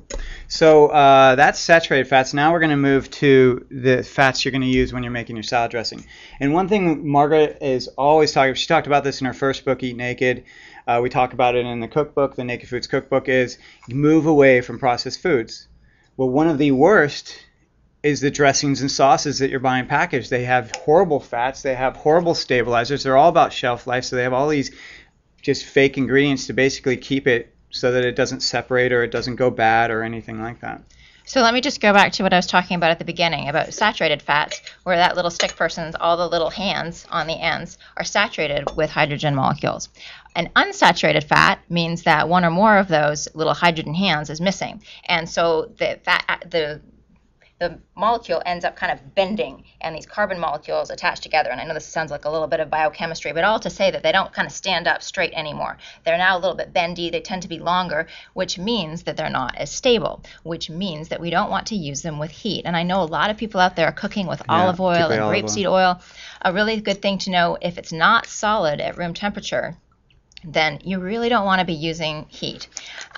Or if you do, really, really minimal heat. And there's two different types of unsaturated fatty acids. You have monounsaturated and polyunsaturated, and olive oil is the classic monounsaturated. And that just means it's a little bit more stable. If you put it in the fridge, it will go solid. And that's a way to know if your oil is okay to use at low heat. But we actually kind of say, just stay away from it. It's easy to overheat it. And when you have an oil that has been overheated, it's rancid, very, very hard on the body, very inflammatory, and actually your body treats it like a toxin. So we don't even want to risk it. And sadly, if you are eating out a lot, most chefs are trained to wait till the pan is hot enough where they throw in the oil and watch it smoke before they throw in the food. And once it's done that, it's gone rancid. It's gone bad. So they're basically cooking your food that you're paying good money for in rancid oil.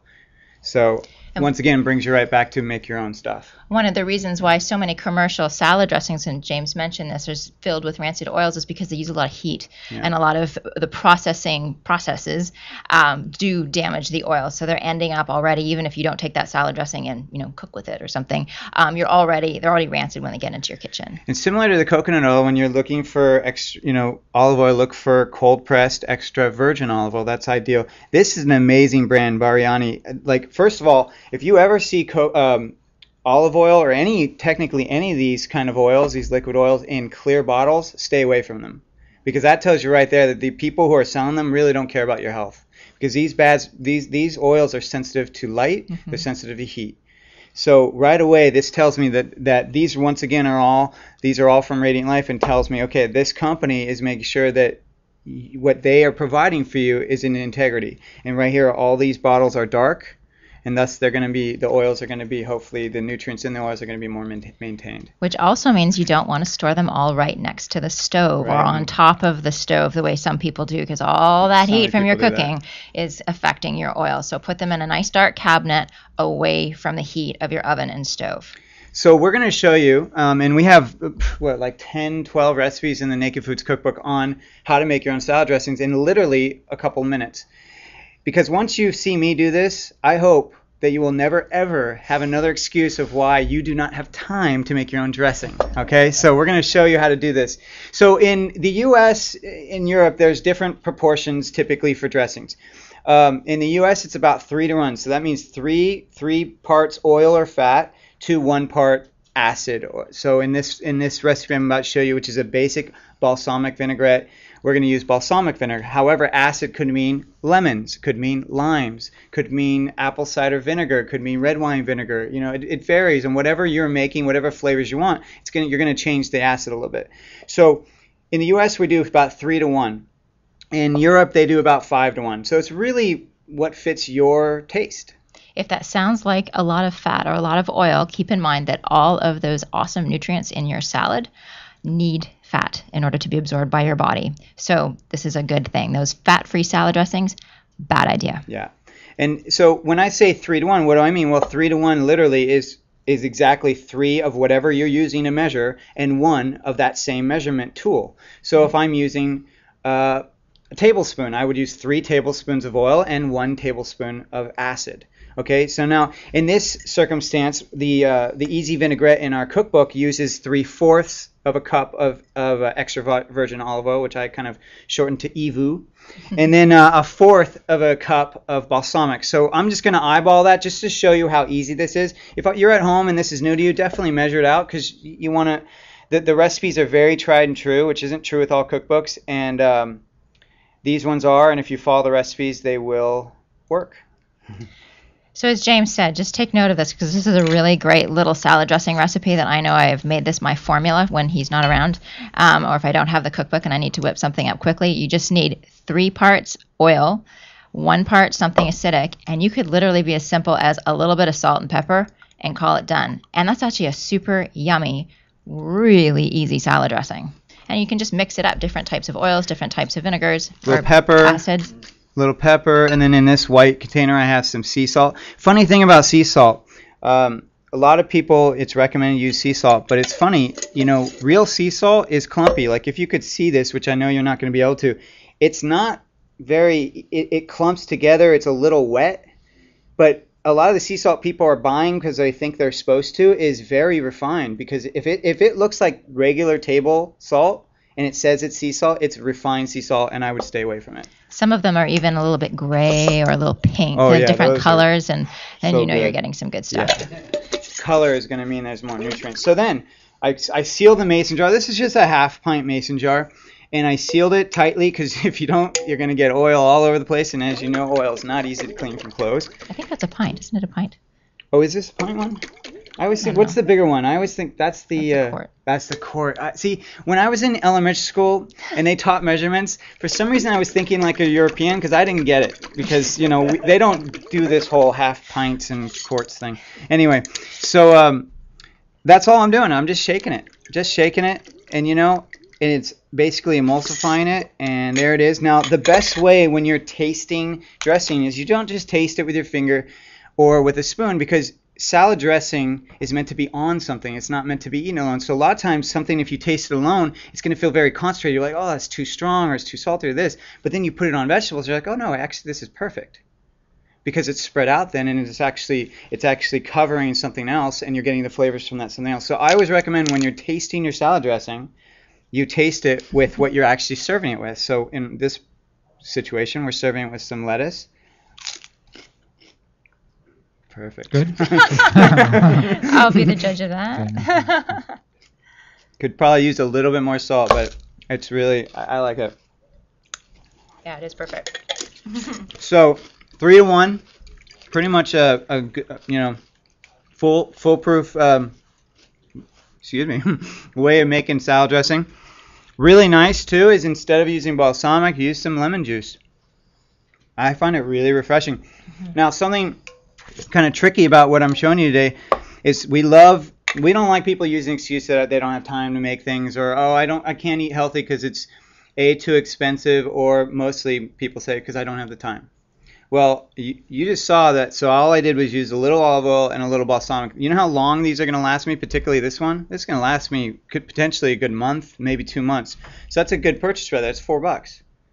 And then this, of course, olive oil is more expensive, but I'd rather spend the money up front for really good olive oil than get really bad stuff that's going to hurt me later. I just want to make a little comment about olive oil because some of you might have heard about a bit of a scandal around olive oil, right. where some companies have been diluting their olive oil, and even though it says extra virgin and all Big stuff, companies too, Yeah. like ones that a lot of people frequent. Some of them 365 label. Really? Oh dear. Yeah.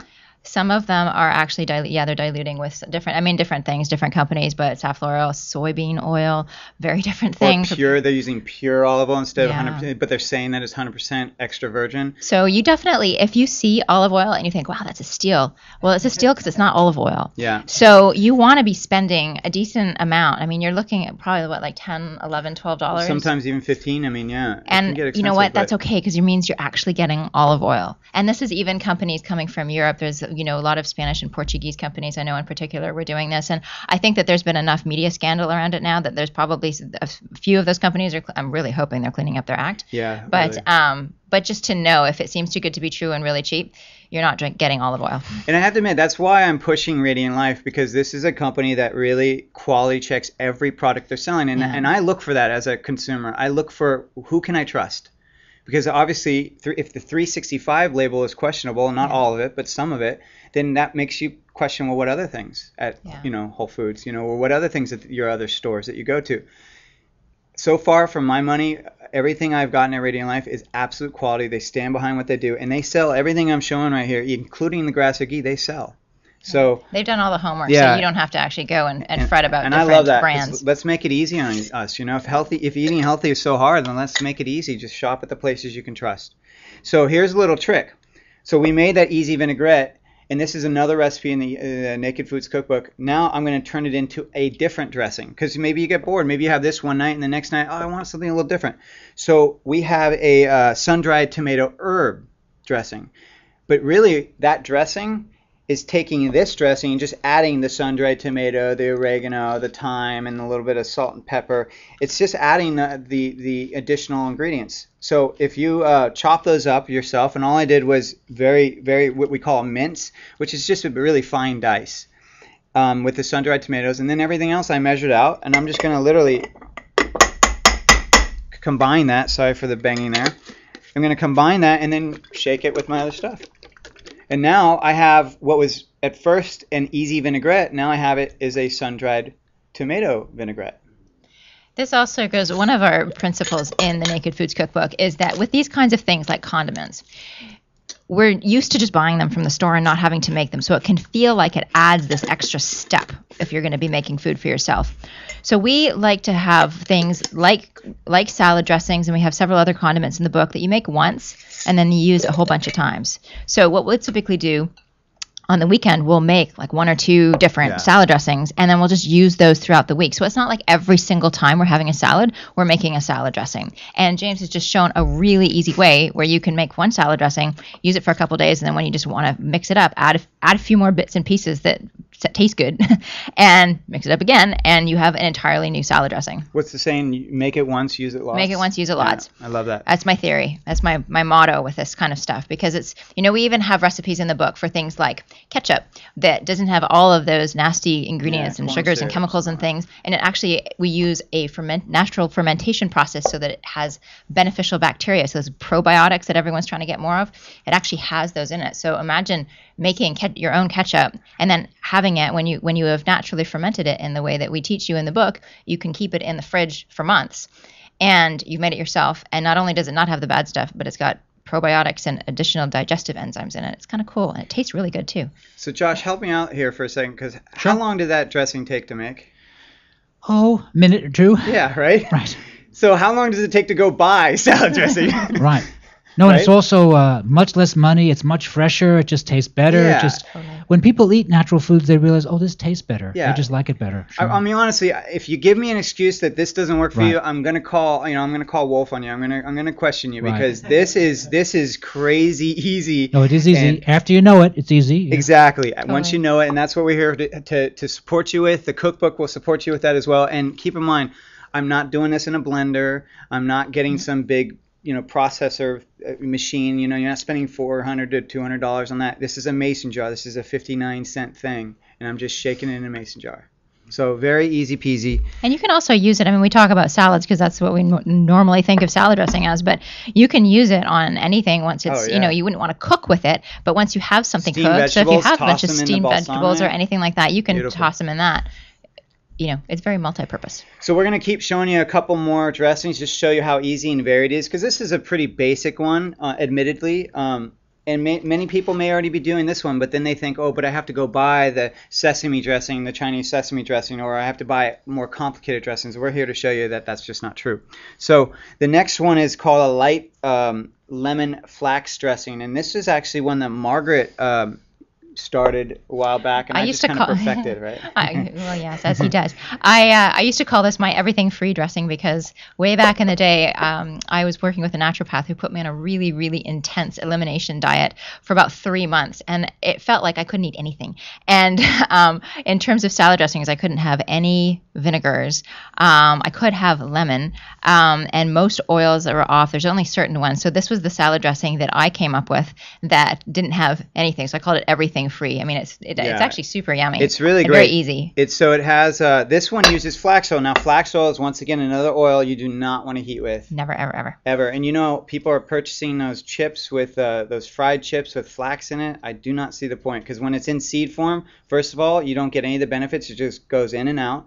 And secondly, they're heating those chips up. They're killing all the essential fatty acids. So what's the point? So once again, look for that dark glass. Now, flax oil is not cheap, admittedly, but particularly if you're vegetarian or vegan and you're not getting your essential fatty acids from your meat, you got to be doing something like this. So this one, I used some dried mustard. Now, in the cookbook, we suggest with any spices, ideally, spices are going to basically, once they're broken, the oils are going to dissipate, the flavor is going to dissipate. So I always recommend, if you can, get one of those like coffee grinders, that just the cheapo ones, $20 coffee grinder, and have two, one for your coffee and one just for spices. So you get the whole seed. So if you do cumin, you're getting cumin seed. In this instance, you have mustard. This is dried, ground mustard. So I would get mustard seeds. This is coriander, so I would get coriander seed. And then in the coffee grinder, or now what we're going to call the spice grinder, you're going to just zip it and grind it right there when you're about to use it. It will be so fresh and flavorful. It's amazing. It's a huge difference. It's amazing when you have those spices that have been in your cupboard for sometimes months or years, and you use them and you think, it's no difference. And then you try something like this, it's a world of difference. Another trick is you also, once you've ground them, you can heat them very lightly, very quickly in a pan, and it's done because you'll smell the fragrance, and it just heightens the fragrance at all, and then you could add it to your dressings or just add it to whatever you're sautéing and whatnot. But here I've already done the mixture. This one is half a teaspoon of coriander seed. It's 1 teaspoon of yellow mustard seed. And then I did the juice of 1 lemon, which you probably saw me do while Margaret was talking. And then I added some salt. I added a little pepper. And now I'm going to add the flax oil. And the flax oil is about 1 cup. So for this case, because this is a small bottle, that's almost this whole bottle. But once again, make it once, use it lots. Yeah, you could use this for once again, do not use this for heat, okay? So you're not cooking with this. You're just putting it on cold or very lightly warm stuff. Another little tip with these fats, we said, you put the olive oil in the fridge and it goes solid in the fridge, but it's liquid at room temperature. If you do that test, I would actually recommend you do that test with all of the different oils in your house. And if you have one that is liquid in the fridge, it should stay in the fridge. If it's liquid, that means that it is more unstable and you don't want any kind of heat. So even a cupboard is usually not enough, and you'll preserve the freshness of that oil a lot longer. Flax always has like a little bit of a fishy taste to me because of the essential fatty acids. So, when you're using it for salads, be thinking about that. Think about maybe, like I said, you're tasting the dressing with the lettuce, taste it, and then go, okay, what would this go with? And have fun creating the dish that it goes with. There's plenty of dishes in our cookbook that it goes with, but you can always go outside the box. That was done. How long? Timer? 90 seconds or less. Right? Sure. Easy. And it's full of flavor. I particularly love using lemon as the acid. Lemon to me is refreshing. It's bright. It's so good. So the next one is we're going to sesame. Do you want to talk about the toasted versus the unrefined? Well, yes, you will find that. So you want to use primarily unrefined sesame oil when you're using oils. But to add a little flavor, you can find toasted sesame oil, which literally just means they took the sesame seeds, toasted them a little bit, and then did the pressing from there. You never want to use exclusively that. You just want to use that as a little hint for flavor because they will have damaged the oils a little bit. And a lot of people actually cook with toasted sesame oil. Nope. And right there, it's already been cooked. So if you cook it more, you are burning the oil. Yeah. So if you were to cook very low heat, then you could use a little sesame oil, but I wouldn't do it on high heat, and definitely don't cook with toasted. Toasted is the ingredient you end after the dish is finished. Is a little just a little extra pop. They sometimes put peppers in the sesame oil, which I have here. So in this one, this is a speedy Asian dressing. So I have some sesame seeds in here. I have the toasted sesame oil, very little bit, about half a teaspoon. I have tamari. Now tamari is similar to soy sauce, but it's a natural soy sauce. It's not processed. It's been naturally fermented. Yeah, I mean soy sauce in general, it's similar with the olive oil, right? The stuff that's out there that they're saying is soy sauce is really just junk. Well, it does come from soy, but they've just over-processed it to quite an extreme degree. So we get tamari, and we get the gluten-free, low sodium. That's just prerogative. So basically we have the tamari. I also have to do some lime here, so I'm going to do a little lime. And it's just half a lime, so it's just a hint. And the sesame seeds, you can add some cilantro if you want. The cilantro is just, it's pure taste. Some people don't like cilantro, so if you don't like it, don't use it. And this is it. And I've already added the sesame oil, so I added a little lime for the flavor, mixing it up. And this one is particularly really good after your vegetables or your Asian dish has been cooked, just to toss with this. It's so good. And let's taste it. Yeah, you gotta taste that. I just love that one. I love this one because it's so flavorful, and when it's done well, sesame oil just has such a lovely really nice fragrance to it. And of course, it reminds me of Asian dishes, so that's why we call it speedy Asian dish. But technically, it can be for any dish. So all of these recipes and many, many more are in our cookbook, the Naked Foods Cookbook, which you can buy at any of the major booksellers, Amazon.com, BarnesandNoble.com, etc., Powell's.com. You can also find it on my site, which is EatNakedNow.com. It's a really good companion piece to the first book, which is called Eat Naked. And we've been talking a lot in bits and pieces about fats. And I have a whole chapter exclusively on fats in the book Eat Naked with a really handy quick reference chart at the end of the chapter that tells you what's the best option, what's the next best option, and what you should just stay away from completely. So I know a lot of people take it to the grocery store with them and kind of use it as a guide. So really that can help you sort some of this stuff out. And before we fully get off, I just want to share one little tidbit. So in that last Asian dressing, there was some ginger. Now ginger is just a lovely fragrant root. Ginger, actually, what I love doing with it is I actually freeze it. So I take the piece of ginger I buy at the market, and then I put it in a little bag or container, and I freeze it. Once it's frozen, I can grate it very easily. Because if anyone has worked with ginger, if it's fresh, sometimes it gets mushy and it goes bad, or it's very hard to. It's harder to work with if it's not frozen. Let's put it that way.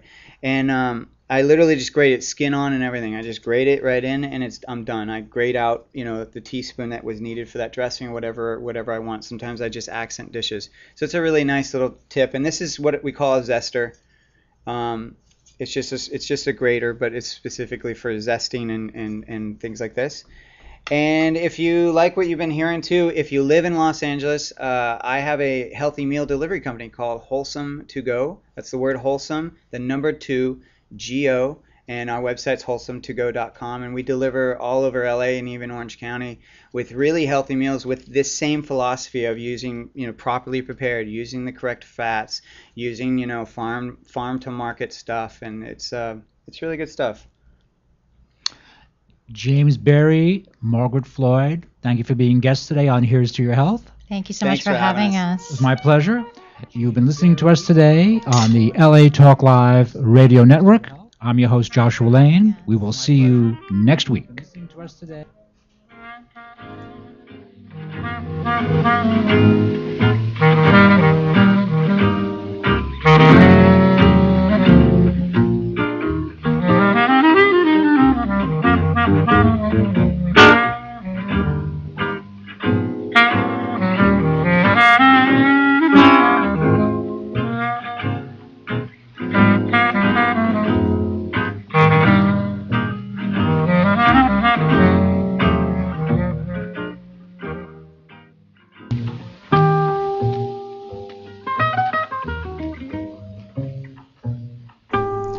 For more information about the guests and sponsors of Here's to Your Health on LA Talk Live, please call us at 818-707-0005. Walk, run, climb, play.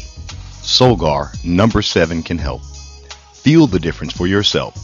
Solgar number 7 actually shows improvement in joint comfort within 7 days. Now you can start to get back on track fast and pursue the activities you love. Solgar number 7